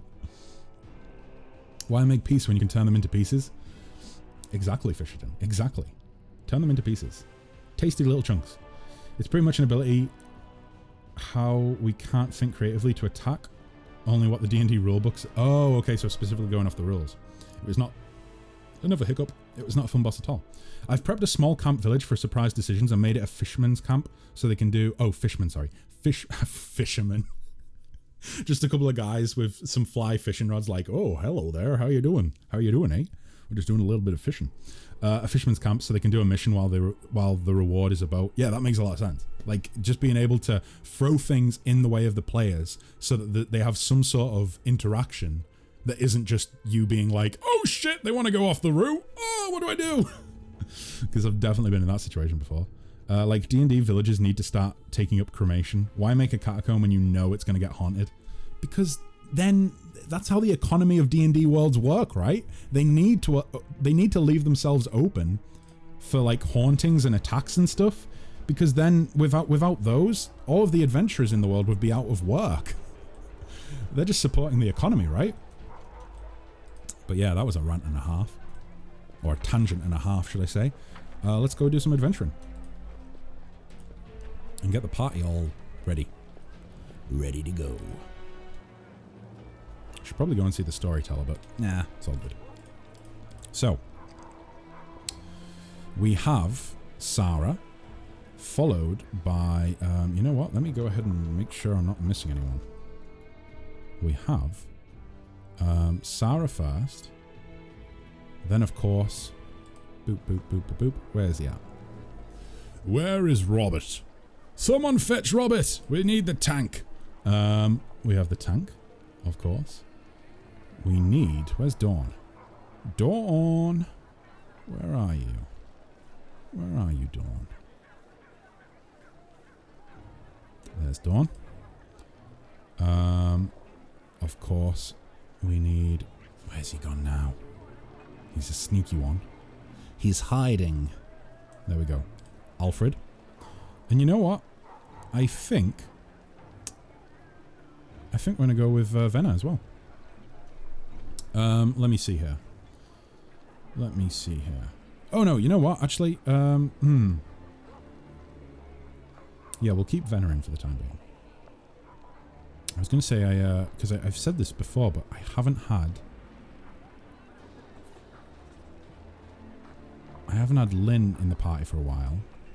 There's a few, yeah, I haven't had, so hasn't been in the party for a while, hasn't been in the party for a while, hasn't been in the party for a while. Yeah, there's a lot of characters that haven't been in the party for a while. Esmond hasn't been in the party for a while either. There's a lot of characters, but it's all good. It's all good. Either start cremation or get an abjurer to stay at the village. Think of adventurers as tourists. That's perfect. Adventurers are basically just tourists. Every time they see the adventurers coming down the road, they run back to town and they're like, guys, there's adventurers coming. We need to come up with something. What are we going to give them?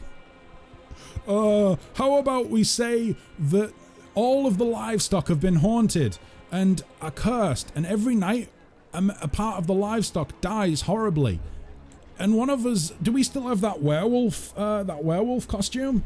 Yeah, I think I've still got it. Okay, we'll use that somehow. We'll see. We'll keep them here for a while. They'll eat at the inn. They'll stay at the inn. They'll eat. They'll drink. They'll be good for the economy. I just contributed to a D&D tangent. Welcome. You are officially a nerd, Selby. Oh, she can go next time. Take Lynn. Okay, let's take Lynn then. Let's take Lynn.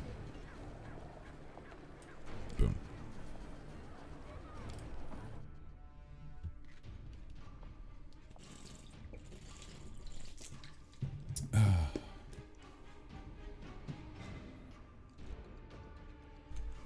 Okay. Oh boy. Oh boy, oh boy, oh boy. Right, so. Oh no, Dawn is fully leveled up. Yeah, so she must have been present at the Siege of Dresden. I thought she was. Oh lord, this is going to be another level up character session? No, it is not. We are going to get through this really, really quickly. I promise. I am not going to hang around. I'm going to go off whatever you guys have put on the Discord. I'm going to go off that. Okay? Because I do not want to spend the full stream making characters again or leveling up characters. So, let me go up and find Robert. Boom, there we go. So, Barbarian, Armored Hulk. Yes. Boop, boop, boop, and boop. Wunderbar. The Rage Power. Rage Power. Do we have a Rage Power on here? We do not, so let me have a look through.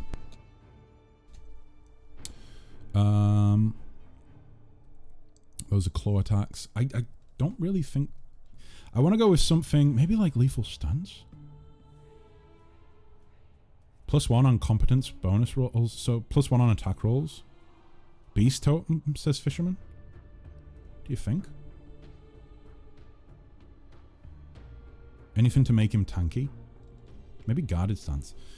The Barbarian can take a more defensive posture. This grants +1 bonus to AC. I think we'll go with Guarded Stance.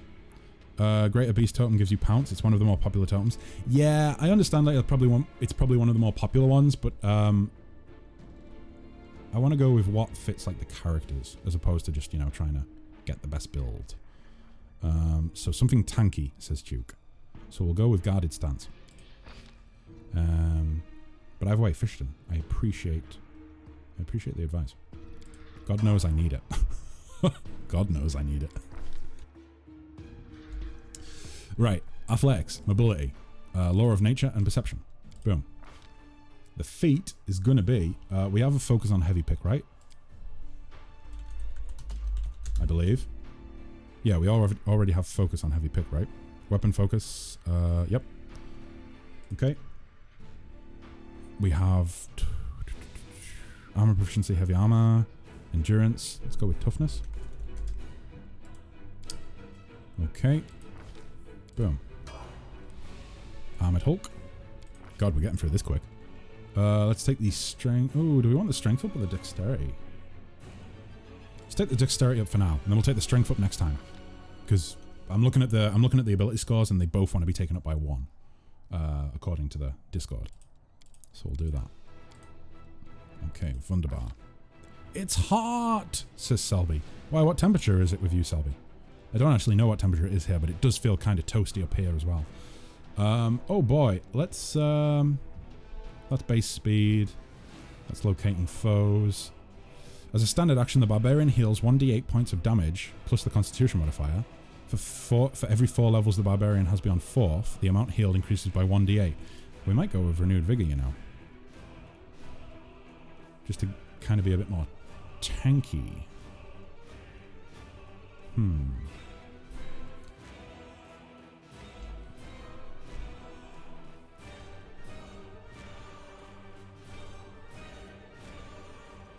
Renewed Vigor? Okay, Juke. We'll go for Renewed Vigor. Okay. Boop, boop, boop, and boop. See how quick this is going through, guys? Flanders means business today. So, endurance next.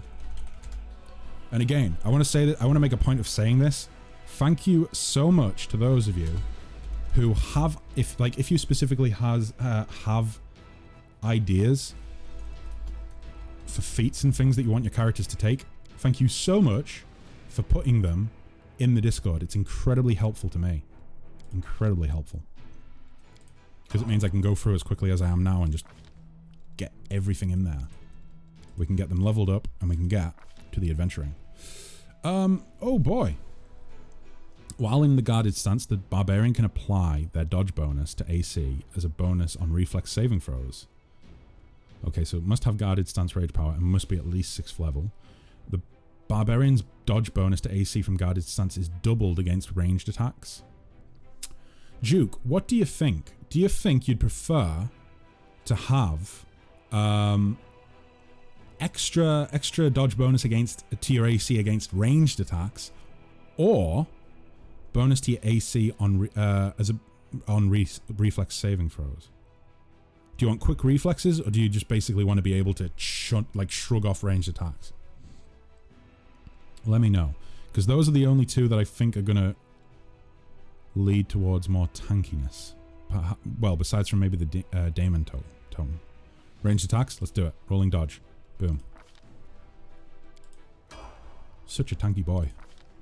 Boop, boop, boop, and boop. But yeah, guys, I really do appreciate it. It streamlines this process so much. Because I realized that as of late, I knew the first 2 streams or so, back from vacation, were going to be a lot of character creation. I understood that from the start. There was no escaping it. It was going to happen. Like I've said in the past, I like doing the character creation live because it means you guys can be there whilst I'm making your character. Which is part of the experience, right? It's why we're watching Twitch instead of watching YouTube. So, we picked up Power Attack. Let's go with Dazzling Display. Boop. Wunderbar. Let's take Strength up. Athletics, Mobility, Nature, Perception. Wunderbar. Internal Fortitude. I'm immediately drawn to these two, but I'll take a look at some of the other ones as well. So the Barbarian is immune to the sick and nauseated conditions. A Barbarian must be at least 8th level. Yep, they are. Okay, so immune to sickened and nauseated. The Barbarian's damage reduction increases by 2 /- increases by 2. A Barbarian can select this rage power up to 3 times. Its effects stack. Ding dang dam. For Lynn, just the Cleave line and Dazzling Display, Dreadful Carnage. Oh, thank you, Abyssal. Thank you very much.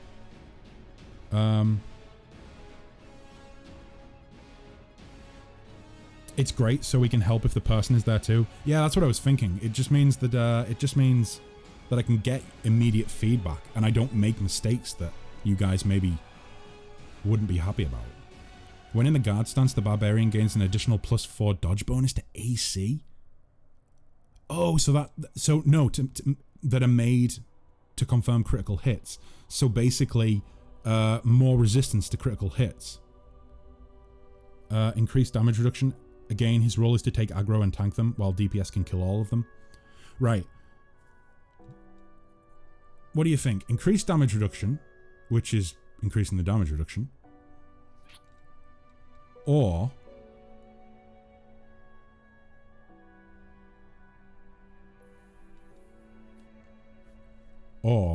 do we want to make it so they're more difficult to score criticals on them? Oh.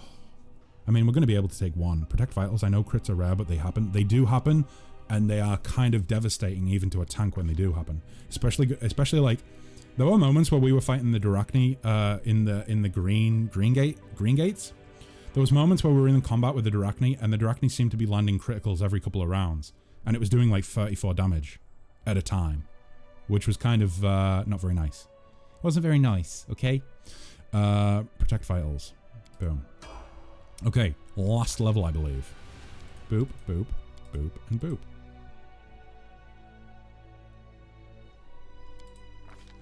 Okay, as for the feat, Dreadful Carnage. Where's Dreadful Carnage? Is it not on it? Dreadful Carnage. What's the prerequisites for it? Oh, base attack bonus. Oh, so we need to be a higher level to get Dreadful Carnage, basically. We'll level up and get the attack bonus higher. Shatter Defenses. We have that, though. Okay. Boom.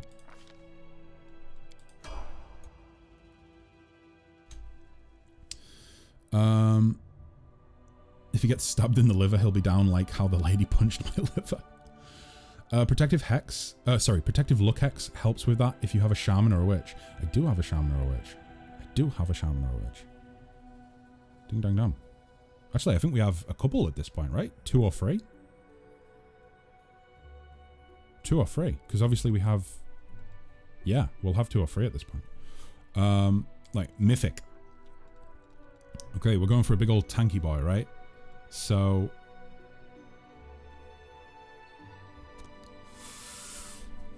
So I'm thinking Limitless Rage purely because the rage ability for Robert is basically like his rage, rather than it being DPS based and trying to inflict as much damage as possible, sorry. His rage is going to be no damage for me, please. I am so angry that you cannot hurt me. So let's go with that. Next up, oh boy. Maybe toughness? Do we think toughness? Toughness provides twice as many hit points. In addition, when you're below 0 hit points, you gain DR 10. Epic.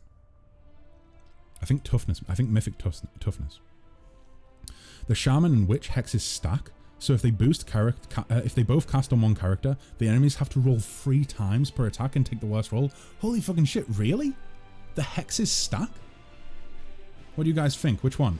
I'm also confused which one to choose. I think toughness, Duke, you know? Like, I think doubling his hit points...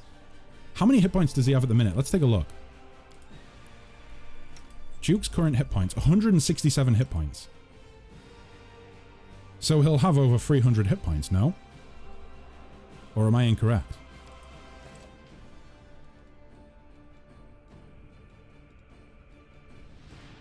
Extra mythic ability, last stand. Should we go with an extra mythic ability and go with last stand then? Your mission is too important to fall in battle, and your mythic powers let you endure unbelievable things. Once per day, when your hit points drops low, but you become unkillable, sorry, for 2 rounds. You become immune to damage that would make you unconscious. So, we could go with last stand and go with the extra mythic ability. We could go with toughness to double our hit points. +1 bonus to all saving throws. Yeah.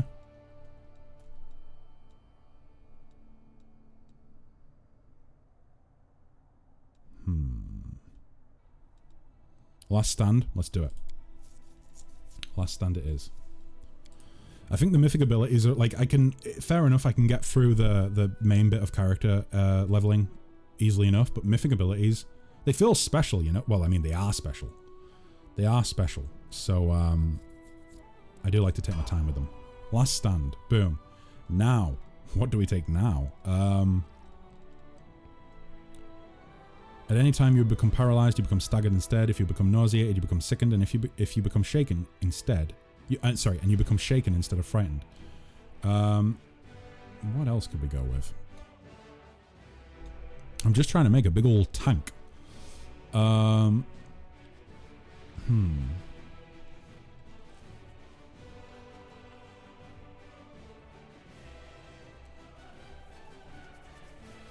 Ever Ready is also good if you're doing attacks of opportunity. Whenever you make an attack of opportunity, you gain a bonus on the attack roll and damage roll equal to your mythic rank.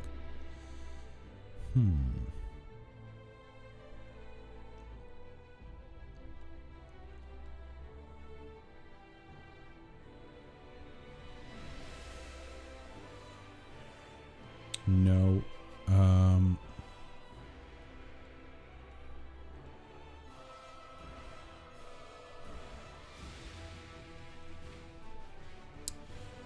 I wonder if maybe inspirational. Let's do that. Ever Ready? Ever Ready? Okay, let's do Ever Ready. I was thinking maybe inspirational leader. Let me just read that for 1 sec. Bonus to half your mythical rank +1 to their initiative saving throws and mind affecting effects. No, let's go with Ever Ready. I think that's a better idea. Boom, boom, boom, boom. Is there one that gives magic immunity? Let's take a look. Let's take a look.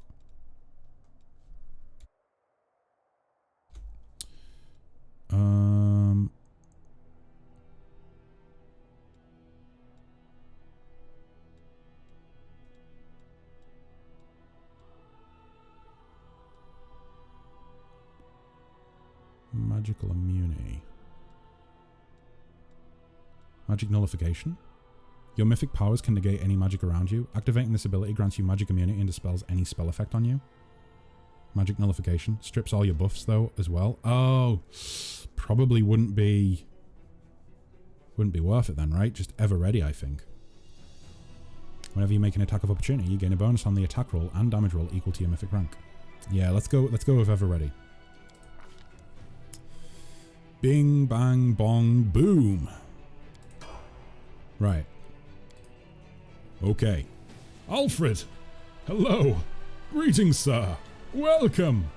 Let me just scroll down and find Alfred. That's Baldwin, that's May, there's Alfred.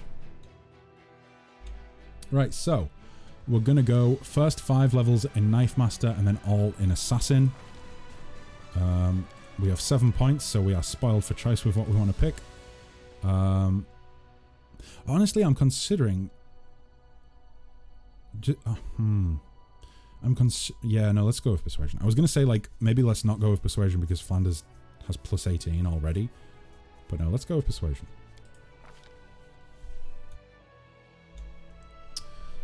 We want to go with boop, boop, boop, boop, boop, improved initiative, which actually we already have, don't we? Yeah, we do. Stealthy? No? Why I thought stealthy was... Is it in a... Oh no, this is a rogue talent. My bad, my bad. So a rogue talent, weakening wound. Boom.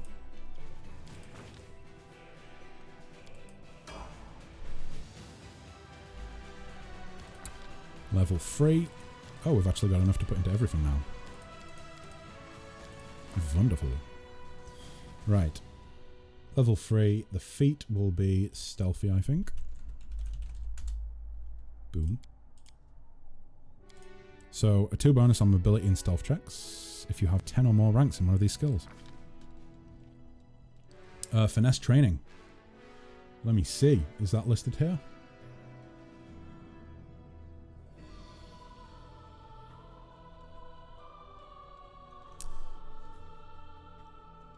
Which is his weapon focus? Or should I say which will be... It's daggers, right? So go with dagger, I would assume? Yeah, dagger. Okay, let's do it.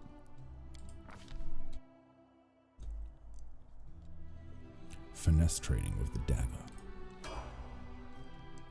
Knife Master, level 4. What was I going to take up? It was dexterity, right? Yep. I'll take it up to 18.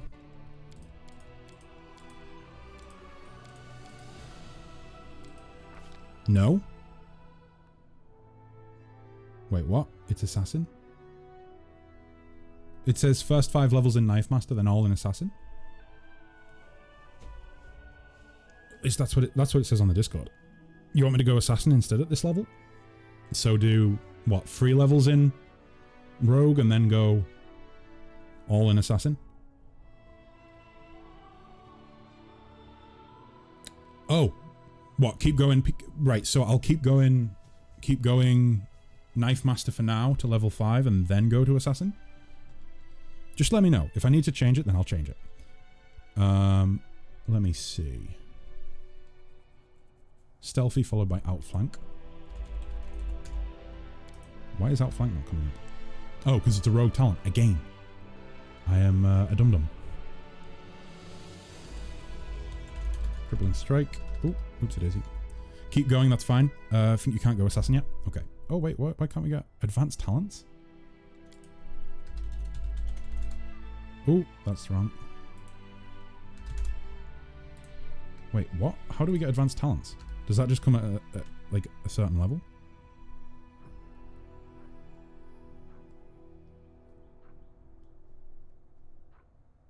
I have no idea.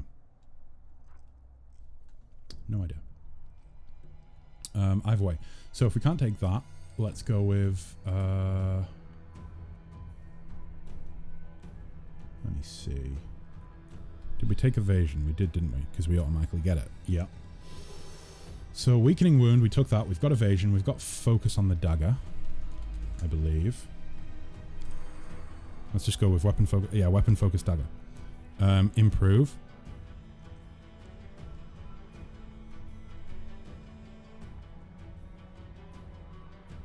So we've got Weakening Wound, Evasion, Weapon Focus Dagger, then Crippling Strike. Which did we not actually already take Crippling Strike? No, we took Weakening Wound. Focus is good too. Yeah, I'm just... If I go through what's listed and and I'm not able to take one of them for whatever reason, I'll take one of the others and then I'll come back to it when I can. So, weapon focus on the dagger. Let's do it. Right, one more level in rogue. Boom. Okay. So. Boy, oh boy. What a skilled man. What a skilled man he is. Right. Next feat.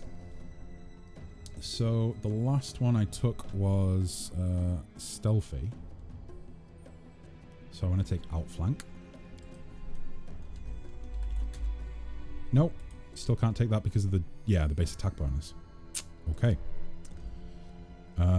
Improved weapon fighting? Or improved 2 weapon fighting, should I say. Nope. Already have that, I think. Or do I not have 2 weapon fighting? Nope. It's because of the base attack bonus. Hammer the gap? Nope. Have I missed something from earlier on in the list? Let me see. 2 weapon fighting, improved initiative. Yeah. Stealthy. And then outflank. Let's try outflank. It could be because of our current dex level. I wonder if that might be preventing it. In fact, that probably is preventing it. Because an extra 1 in... Oh boy. So I could... This is basically going to... Yeah, so... Piranha Strike. I was going to say, I could kind of cheese it a bit. I could technically give... I could cheat him in a dexterity point, and then when we get our next ability point improvement, I would basically minus it from it. But either way, we can do this. It's all good. Piranha Strike it is. Oh. Oops, daisy. Okay. Boom.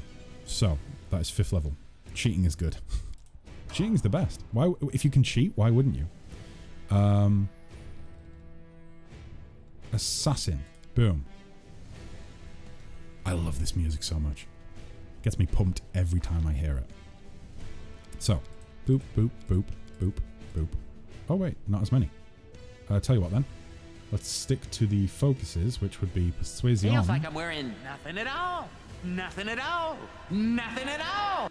It does feel like I'm wearing nothing at all. Hacks, thank you very much for becoming a neighborino. Welcome to the party. Hello there. Greetings and salutations. What cheating? Do stats like strength and dexterity affect? I thought they did. Do they not? I thought they did affect base attack bonus. Maybe they don't. Maybe I'm wrong. Again, there are a lot of times when I'm playing Pathfinder that I just confuse the rules between 5th edition and 5th edition D&D and Pathfinder 1st edition. Because is it not? Oh no, they wouldn't. Strength and dex would not affect base attack bonus, would they? Hello. Hey bud, I was sure I followed when I was last here, but apparently not. Hey, don't worry about it, man. Don't worry about it. You're here now, and that's what matters. They don't affect base attack bonus, but they... Oh, okay. I understand now. I understand. At least I think I do. Until that inevitably comes up again in the future, and I'm like, I don't understand how this works. Let me see. So, main focuses for skills were going to be stealth mainly, mobility, trickery, and persuasion. So let's get rid of the athletics. Let's go with persuasion. Stealth, mobility, trickery. Let's get rid of knowledge of the world as well. Let's put it into perception. I would much rather have a perceptive roguey boy, purely because if I'm going to use them to disarm traps, I'd like them to see the traps. It's like when I have a frontline DPS, sometimes I throw perception on them as well, so that the first person to attack the enemies also spots any traps that might be ahead. Seems kind of obvious, right? Mythic abilities for Lynn are on the Discord. Oh, Abyssal, thank you so much. That's really helpful of you.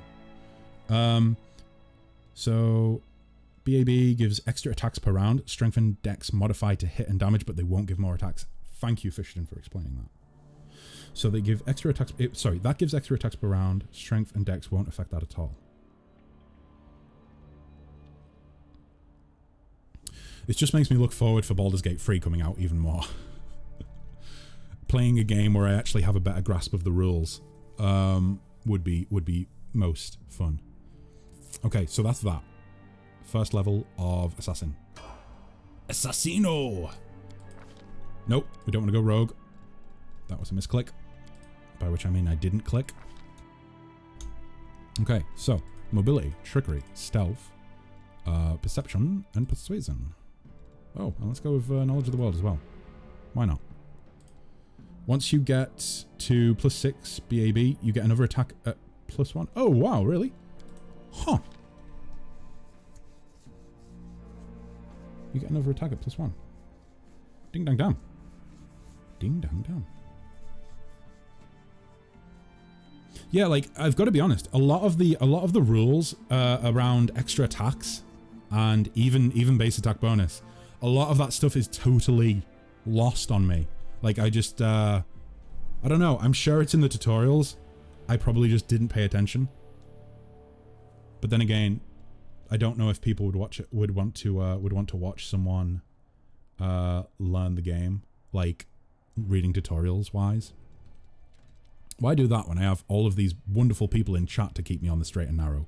BAB, what that? Base attack bonus, Strink. Base attack bonus. Right, so. Oh, I scrolled down on the Discord. I did not mean to do that. There we go. Back to it. So, the feat. Do we have access to... Do we have access to outflank? We do now. Haha, beautiful. Either way, hacks. Coming back to you. I hope you have been doing wonderfully. Boy oh boy. Wait, what's that? So is Pathfinder associated with D&D in some way, or the company just decided they want their own version of D&D and mixed up how certain things work? But it's like very similar, right? It seems confusing to have something so similar but different in a few ways. It's actually... Pathfinder 1st edition is probably closer to D&D 3.5 or maybe 4th edition. It's not really... It's definitely not like 5th edition, or at least not vastly similar. I think there are some pretty big differences. Pathfinder 1st edition, I always found the brief encounters that I had with the rule set, I always found that Pathfinder was more of a... There was a lot more calculating to be done when it comes to combat. 5th edition D&D has much more streamlined combat, aka, or should I say IE, you roll a dice, you add something to that dice roll, and then you see if you hit, and that's kind of the same for every attack that you do. Whereas Pathfinder 1st edition, there's many more calculations to be done, or maybe not many more, but there's more calculating to be done. It's much more advanced, I would say.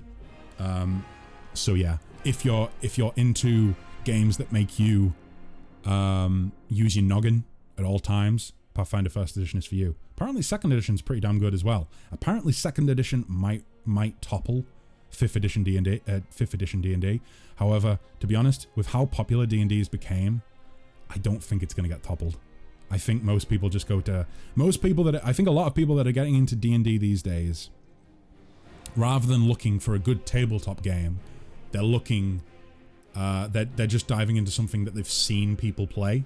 And so D&D is what they want, so they play it. But yeah, Pathfinder could potentially be... Or 2nd edition could potentially be better than 5th edition. I don't know. Maybe I'll go and read about that after the stream. But yeah, Pathfinder's made by... literally the intro of the game has their logo on. I think it's... Is it Paizo or Paizo? I believe Paizo are a Russian company. Possibly. Are they Russian? I think they're Russian because Owlcat, the studio that made Pathfinder Kingmaker and Wrath of the Righteous, the video games, I believe they're also Russian. The company that made Pathfinder, Paizo, used to publish the D&D magazine. They made Pathfinder based off of D&D 3.5. I thought so. Yeah, exactly, Hacks. It was because they absolutely hated 4th edition when it was released, and they just decided, you know what, we can do this better. Let's make our own game. Either way, good to hear you're doing good, Hacks. Good to hear you're doing good. Good. Lots of good. I guess I wonder if the D&D community generally would consider it a knockoff or if they embrace alternate versions. There's so many different types of tabletop games that, like, D&D is just scratching the surface, really, isn't it? Pathfinder. Are there such big differences between versions? Yeah, like between D&D 3.5 and 4th edition, they were. Yeah, they were pretty different. I mean, in theory, 5th edition D&D is a massive simplification of the previous systems. That's why I think it's so popular, because it's streamlined in a lot of ways. It's definitely more RP focused, I think, than the previous editions. I guess I used to play WoW and stuff, and a patch can come out with changes that piss everyone off, and in some cases stuff like that can even kill a game, right? Definitely. I mean, look, you used a pretty great example right there. World of Warcraft. All they had to do was release a new DLC and it killed the game. 5th edition is the Starbucks of D&D. Do you think so? Do you think it's like the basic bitch of D&D? I love 5th edition. I do love it. I think it's great. I think there's no need to overcomplicate things. If your idea of a good game is just sitting around with a group of friends, doing stupid adventures, or maybe really dramatic role-playing adventures, whatever you're into, and just chilling out and playing a game and having fun. At the same time, I 100% understand why people would prefer previous editions that included a lot more substance to the game, I suppose. Right, so, Outflank. Shadowlands, says Zeta. Oh man, I used to love WoW so much. Simplicity is a bliss. Trust me, it is. It's for the masses. Yeah, like, it works for the masses. Fisherton, that's, yeah. I think that's the best way to summarize. It's for the masses. It's so that people can be enticed into it. And at the end of the day, can you blame them for that? Like, they've made it so that it's easily marketable. They've made it so that they can bring people who haven't played a tabletop game into the game. You don't have to have played it. You don't need to know anyone that played it. When I got into D&D, I didn't know anyone that had played previous editions. I didn't have anyone to sit down with me and say, oh yeah, do you want to play this game with me? And then, you know, in the future, you'll go and DM or whatever. I just played the game, you know? Which is fine. I actually prefer Starbucks over hipster coffee shops. It depends. I like Starbucks, but there's a few local coffee shops, especially where I used to live, that I used to like going into, just because they have nice coffee. WoW had a similar sort of story. They started by adding quality of life changes and content, then it slowly became dumbing the game down to attract more casual players, and even some Facebook-like mechanics. 100%, yeah. They nerfed, or should I say, they nerfed the game. They nerfed the game mechanics massively. It stopped being about having to actually think about how you were building your character, and more just like, okay, let's make this a time sink that can encourage people to spend as much money as possible in our game. But yeah, WoW is a sad story. I would probably be convinced to return to WoW someday if it got way better than it currently is. Yeah, I could be convinced to return. I think I don't know. I've been saying for a while I want to find an MMO that I can play with like community members. Like, you know, a couple of hours a week or something like that. Maybe a couple of hours on and off through the week. I don't know. But it would be nice. I just need to get to a point where I have more free time, which maybe I will at some point. Let me see.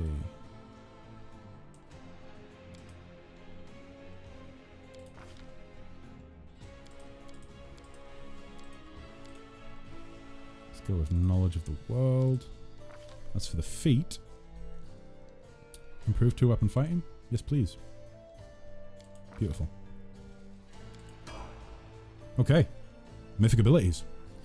You used to have long talent trees where you could allocate your points. Now you literally pick one option every 10 levels or something. I heard in the next expansion they're trying to bring back an expanded tree.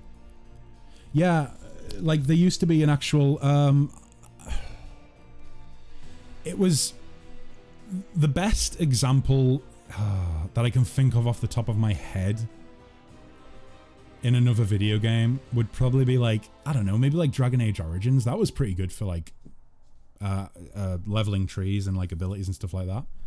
But like, I think the reason that it was like that initially was because when they made WoW, they wanted it to be Dungeons and Dragons that you could play with your friends online. They wanted it to be a Dungeons and Dragons video game sort of style thing.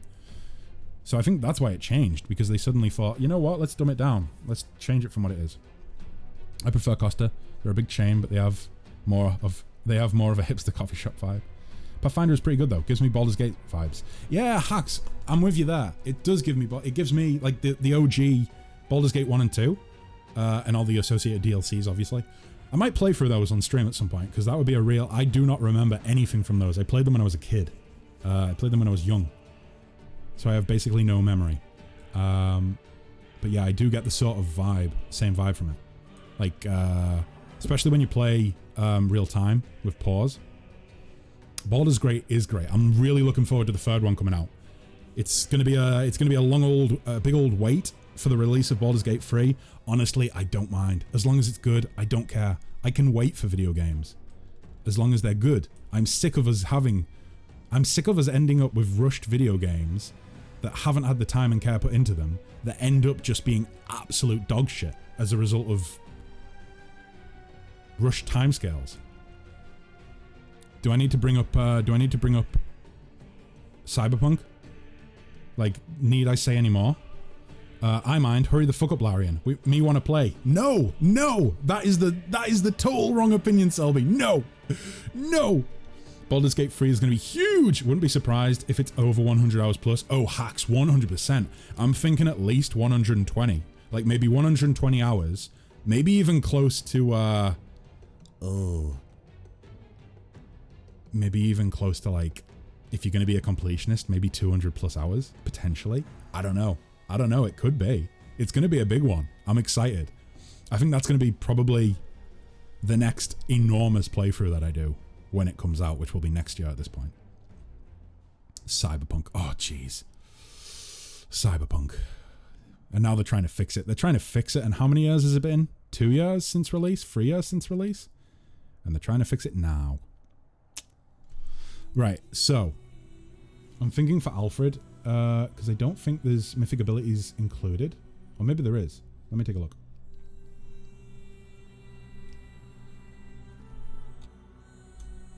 I kind of like the idea of going with Thundering Blows and Unrelenting Assault, purely because I love them. The sound of your blows is enough to damage without piercing. Right, so maybe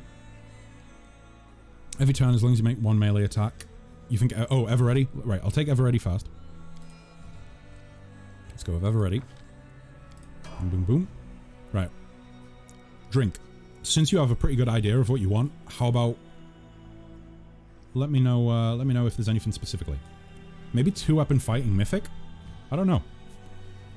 Let me take a look what you guys are saying. I played through Divinity 2. Is that like the original Divinity series or Divinity Original Sin 2? With my boyfriend, and he really got into it. First type of game like that he's ever played. I'm not sure how he's going to take it when I tell him I want to play Baldur's Gate through first by myself, because he has the attention span of a fucking gnat, and I want to read the dialogue and explore and stuff. I am 100% the same, Selby. I think I will probably do 2 playthroughs at once. I think one will be with Betty and one will be on my own. Maybe the one where I'm on my own will be on stream. Maybe it won't be. Maybe I will play it through on my own first. I don't know. We'll see. I'll probably want to get in the early launch window and play it through as soon as it comes out on stream. But we'll see. 2-weapon fighting, mythic. Boom. Okay. I meant Original Sin, but long name. No, it's fine. I assumed it would be, but just because like the titling for the Divinity games throws me off sometimes. So, 2-weapon fighting. Cyberpunk, the greatest waste of my money. Oh, Abyssal, I am with you there. I was looking forward to it. I'm not even a big fan of Cyberpunk settings. Like, I really... Oh, here's a game that... Here's a game that I don't think got enough love.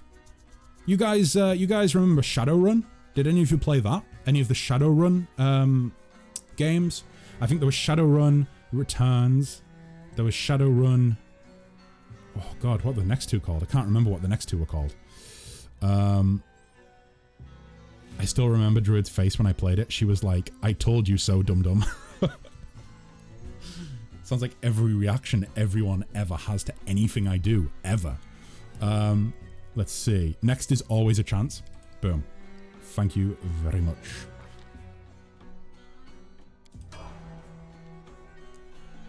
Okay. Lyn. Let's level Lyn up. So, Magus, Sword Saint. Boom.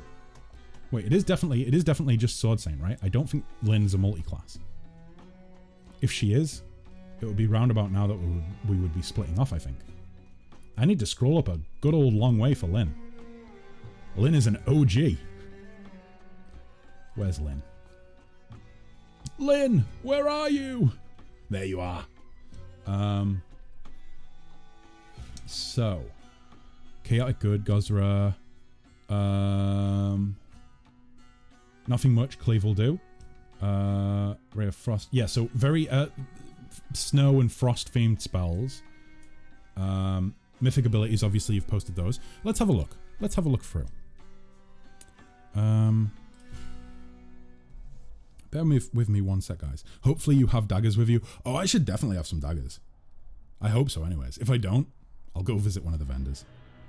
Let me see. Selby says, ooh, I actually have a couple of Shadowrun games in my library, but I still haven't played any of them. I love tactic games like that, e.g. Fire Emblem. Don't you dislike the tactics part of Pathfinder though, Flanders, or is it because it's bare bones? It's because it's bare bones. I don't like the Crusade mode. I think it's garbage. I just do not enjoy it. I understand if you enjoy it, fair dues. You know, to each their own. I do not like Crusade mode. But I think that's probably got more to do with the fact that that's not why I play a game like Pathfinder. I play a game like Pathfinder because I want like role-playing and story. As opposed to like that sort of combat. But yeah, I do like games like Shadowrun. I really loved the Shadowrun games. I finished the first one like 3 or 4 times. The second one, which was set in Germany, I think, or like a German-esque state of the world, don't think I ever completed it. I think I got pretty far in it. The third one, I played probably halfway through and again, fell off of it, didn't finish it. But they are very good games. I would highly recommend them if you enjoy that sort of game, guys. Let me see. Have they not improved on it now, though? Maybe. I haven't dove back into Cyberpunk for a good long while. A bit, yeah, but I want it polished when it released, like Elden Ring. Elden Ring was very good on release. I'm going to judge AAA games. Oh, yeah, you're going to base your judgments off of Elden Ring. I think that's a fair thing. It's good for. I think it's good that we have high standards because the games industry has kind of been lacking a bit for a few years now. I think, you know. It's been a while since I got genuinely excited about a year for the game industry. And like I saw, didn't they say on the Bethesda/Microsoft panel the other day, I think IGN said, it's like the best year in gaming in years. And I watched the full thing and I was like, really? This is the best year for gaming in like years? Really? Ugh. Like it doesn't seem like there's that much good coming out. I don't know.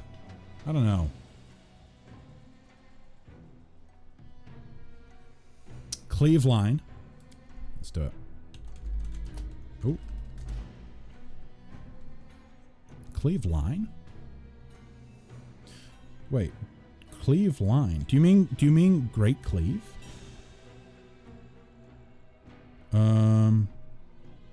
I did hear from people who stream those kinds of tactic games though, that people get super annoying and backs at you. Oh, definitely. It's gonna happen, right? It's gonna happen because I think that when you watch that sort of stream, it does feel like you're playing the game with the streamer, right? So you kind of, some people just can't help but blurt stuff out and say like, do this, do that. It can get super annoying. But you know, sometimes it's massively appreciated. I almost never play AAA games. Utter garbage. Pathfinder Wrath of the Righteous is a AAA game.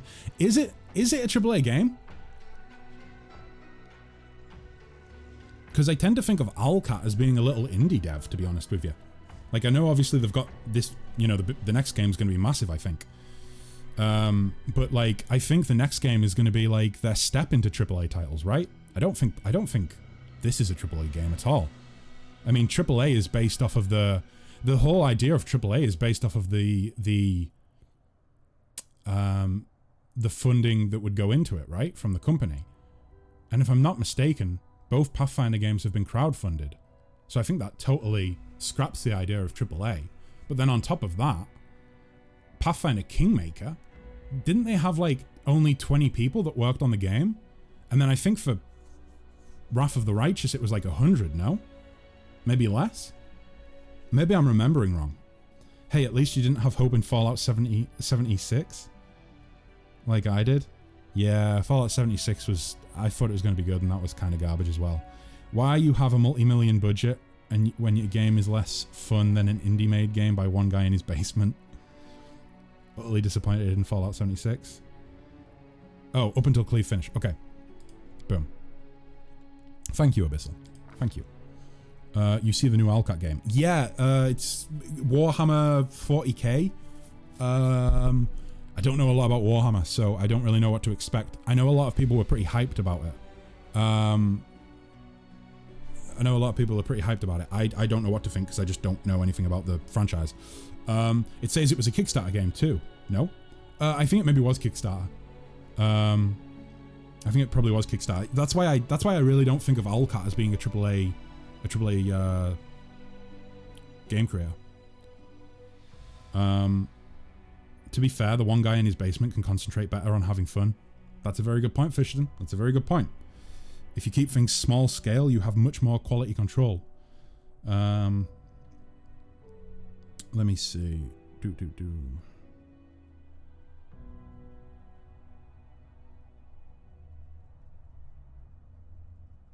Okay. Boom. Right. Damaging spells, preferably ice and snow ones. Great cleave only needed for improved cleaving finish. Oh. But we will take improved cleaving finish, right? Abyssal? We'll take improved cleaving finish, won't we? Right, let's go for spells.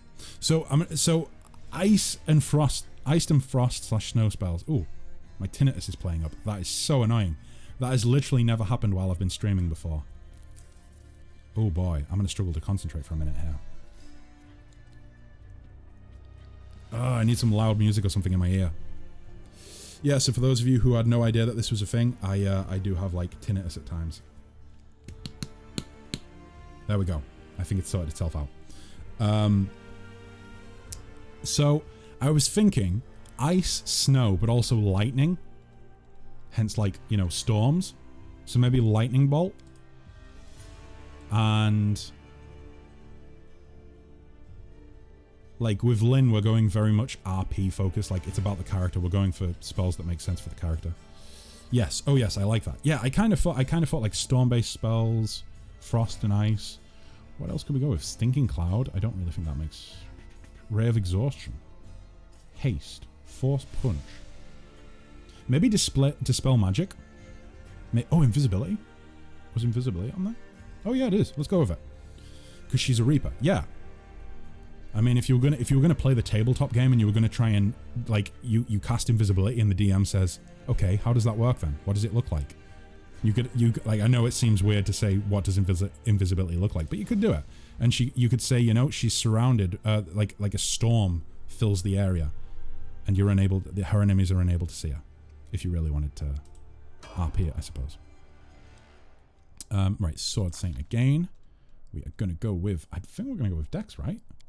Get that Dex leveled up. Let's go with boop, boop, boop, and let's put one into nature, because why not? Right. Still, let's see. I'm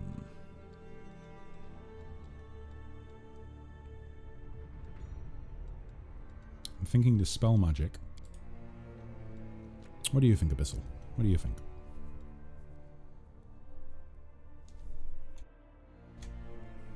Dispel Magic and Blah? Let's do it. Boom. Okay, last level. Athletics, Arcana, World, Perception. Let's go Nature. The feat. Improved cleaving finish. Boom, boom, boom, boom, boom. Oh boy, do we want greater magic weapon? Because we've been applying magic weapon to a scythe, right? Maybe like greater magic weapon and maybe vampiric touch. Maybe greater magic weapon and vampiric touch. Vampiric touch and greater magic weapon. Boom. You read my mind, Abyssal. You read my mind. Let's do it. Nice. Right. Now Mythics. We have Mythics already down here. So it's going to be Leading Strike. Those are abilities. Let me see. So we had bypass epic damage reduction. So we're going to go with mythic ability, extra mythic ability, Leading Strike. Boom. And then the next one is going to be Thundering Blow. Oh, actually, which would you prefer? Thundering Blow or Unstoppable? Thundering Blows, so you damage enemies even without having to hit them, or having to successfully hit them, or Unstoppable. I'll leave it up to you, Abyssal. So we can go with Unstoppable or Thundering Blows. Once per round, when your melee attack misses the target, you deal 2d6, which will now be 3d6, I believe? 4d6 at the next mythic level. So 3d6 sonic damage to all enemies within 10 feet. Or otherwise, it would be at any time you would be paralyzed, you become staggered instead. If you become nauseated, both. Yeah, no, I just mean specifically at this level, Abyssal, because obviously we can only pick one now. Which would you rather me take at this level? Maybe go Thundering Blows to start with, and take Unstoppable next one. Oh, Unstoppable first. Okay, let's do it. Let's do it. Right. Okay, I am locking in the answer. 3, 2, 1. Boom. It is locked in. Okay. Is that everything? I think it is. Right. Where to? Where are we heading? Know thy enemy. Search for traces of unusual demon activity. Attacks out of nowhere. I'm trying to find something that like is kind of... Talk to Anevia and hear her latest report. Find the missing Crusaders. Talk to Irabeth. Above the clouds. Wait 2 weeks. Go to Heaven's Edge. Find Voitiel. Let's maybe do this one. So. It's at a clearing by a bend in a dried up river. Where would that be? Oh, it's kind of far out. Oh boy. Maybe here? No, because I need to clear a fort to get there. Maybe that is the best way to go, but there's all these armies here. Good God. I think we need to clear away. We'll go down to Winter Sun. Is it called Winter Sun? Winter Sun, yeah. Let's do it. Let's make a path down to Winter Sun.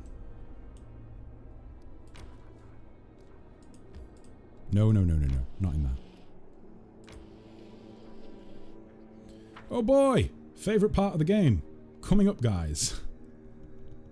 It's becoming such a meme at this point that I don't like Crusader mode. Or Crusade mode, should I say.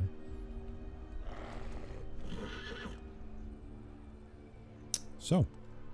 Oh wow, they're animals. Okay. Let's do that.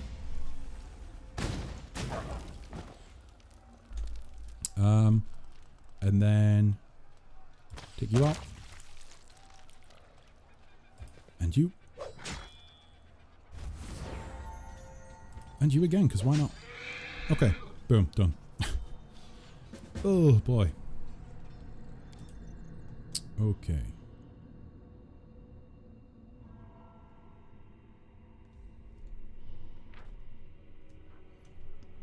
Having buried those who died from the plague, warriors search the place and find a small grave where Sir Doland Regalor, a hero of the Second Crusade, rests in peace. They take care of the grave and clean dead bodies and dirt from a small oasis nearby, and the water instantly becomes clean, clear, and sweet. This place is much loved by spirits and gods. Okay, extra energy points. Wonderful. Wunderbar. What's this? Level up? Don't we already have Scorching Ray? Oh, it's down here that we pick from. Extensive Infirmary. Do I want to go with the Infirmary? Possibly. It's going to be 800 from leveling up alone. General gains 10% more experience points and an additional feat at level 20.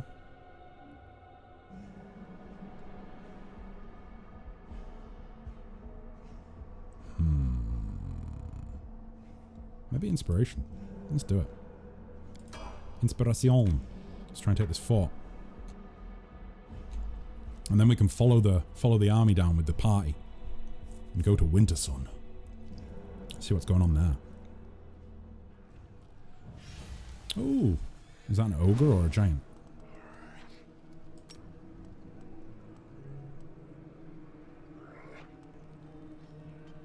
Ash giants.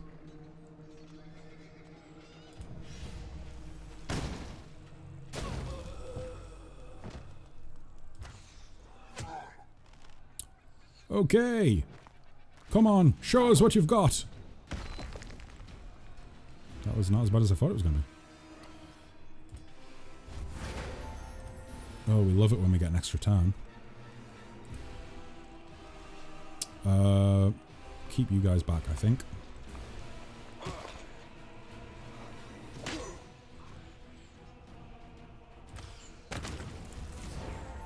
Oh, wonderful! Amazing! Beautiful! Let me do the adventuring! Let me do it! I'm so desperate. Please, let me explore Wintersun. Let's go ahead and shield wall. Boop.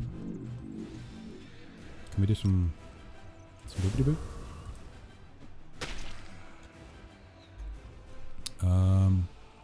You as well.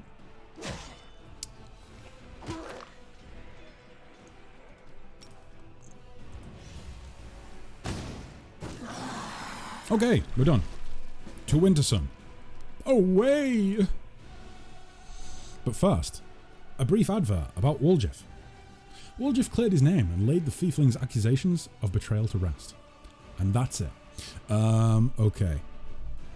Wait, what's that? Oh, that's Green Gates. So is this going to be a similar sort of difficulty level to Green Gates? I hope not, because Green Gates was pretty fucking difficult. We want to take the party down to Wintersun. We're going on a summer holiday. What's worse, Kingmaker's Kingdom Management or Wrath's Crusader Mode? Oh, 100% Wrath's Crusader Mode in my opinion. In my humble opinion, I would say that Wrath of the Righteous' Crusader Mode is far worse than the Kingdom Management in Kingmaker. I actually didn't mind the Kingdom Management in Kingmaker 6 months after the release. Like once they'd ironed out bugs and stuff like that. Actually, no, it was probably like a year after release when they finally ironed out all the bugs. But either way, I think I preferred it. Have you built in your forts? I built a few things. I've been saving up energy points to do a teleportation circle, I believe. I might actually have enough to do it now. Let's go ahead and have a look. Let's see if I can possibly... Do I need to be there to actually, to do the do? Please, get off my screen. Manage. Because I think I was going to try and build teleportation circles in as many of the places as I can, purely so that I can get from point A to point B without wasting too much time. I thought that was a good idea. Let me know if you suggest something else first, though, guys. And explain to me why, maybe. That would be helpful. Oh, I need... oh, okay. I think I need like 10 more then. 8 more. 8 more energy points. Right.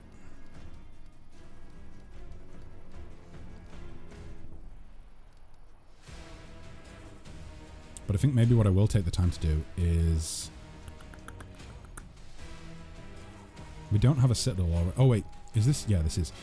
Citadel. I think we're going to go ahead and pop a citadel down. Does it have any adjacency bonuses or anything? I don't think it does have adjacency bonuses. So let's maybe leave it out of here because I think these are all things that we can get adjacency bonuses from, possibly, if I remember how Kingmaker works, even though it's been years at this point.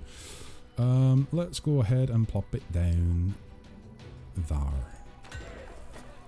And then, what else do we want? Oh, probably should have done that first. The first thing I built was the Engineer's Workshop. Yeah, you know what? I'm thinking the same thing right now. Sell that. Cancel it. Boom. Go Engineer's Workshop.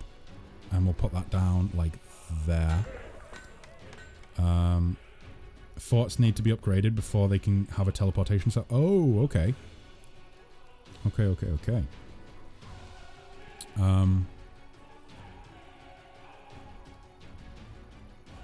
Oh, Sanctuary. Increases energy points income by 4. Let's do that as well then.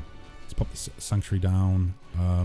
It's just a resource building, right? It doesn't have adjacency bonuses, so let's just pop it like up here.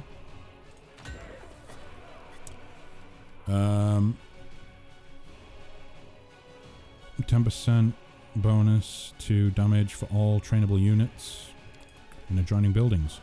So ideally, we would have had like that there, and then the buildings around it. It isn't going to let us do that because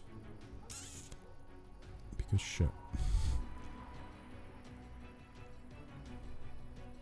So bonus to damage. I think I'd prefer my my archery units to deal more damage, to be honest. So let's put it like there. Watchtower. All allied units within the fort's area control of... Yeah, let's go ahead and put a watchtower up as well. Put it like that. And then we'll leave that there, I think, for the time being. Boom. And I'll probably... I'll go ahead and upgrade the forts when I get the funds to do so. I'm assuming it's quite expansive. I'll take a look. I'll take a quick look now and then we'll go into Wintersong. Don't think corner counts... Oh, really? Oh! I thought corner would be adjacent, i.e. diagonal. Let's go ahead and get rid of that then. Manage. I'll switch it out to one of the other slots. Where's it at? There it is.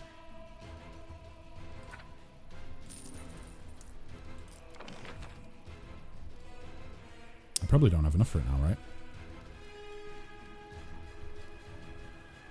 Oh no, I do. Boom. There we go. Right. Now, out of this we go. Let's take a look at the fort that is... I don't know. There's a fort that's... I forget what it's called. It's just south of Dresden. I don't know if it's worth upgrading that first because Keeper's Canyon Outpost... Is it going to be worthwhile upgrading that, or should I just upgrade one of the... I think maybe Stone Maze. Stone Maze might be useful. Just because it's kind of out where the demons are at the minute. Right. How do? Oh, is it? It's probably it's probably an option, isn't it? From the council table. Ding dong dong.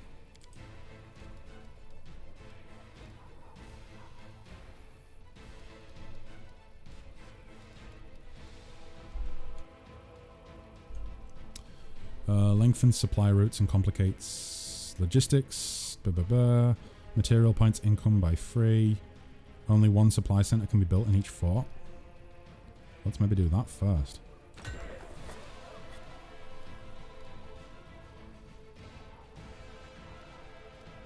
I would like that next.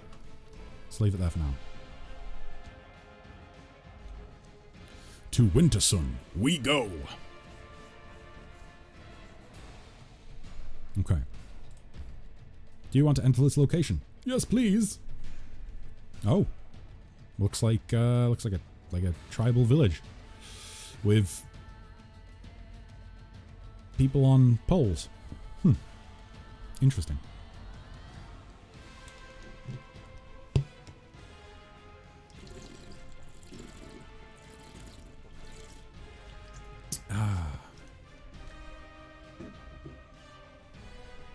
To upgrade, you need 3 buildings in the fort and to complete a decree. That's what I meant, a decree at the council table. Right, so I need 3 buildings and then a decree. So we've went with the supply chain at the minute. Was it the Citadel I was looking at there? I think it was the Citadel, wasn't it? So we'll go supply chain, Citadel, and then I'll find another to pop in there. I mean, I suppose once we upgrade it, it will unlock more building slots anyways. But yeah.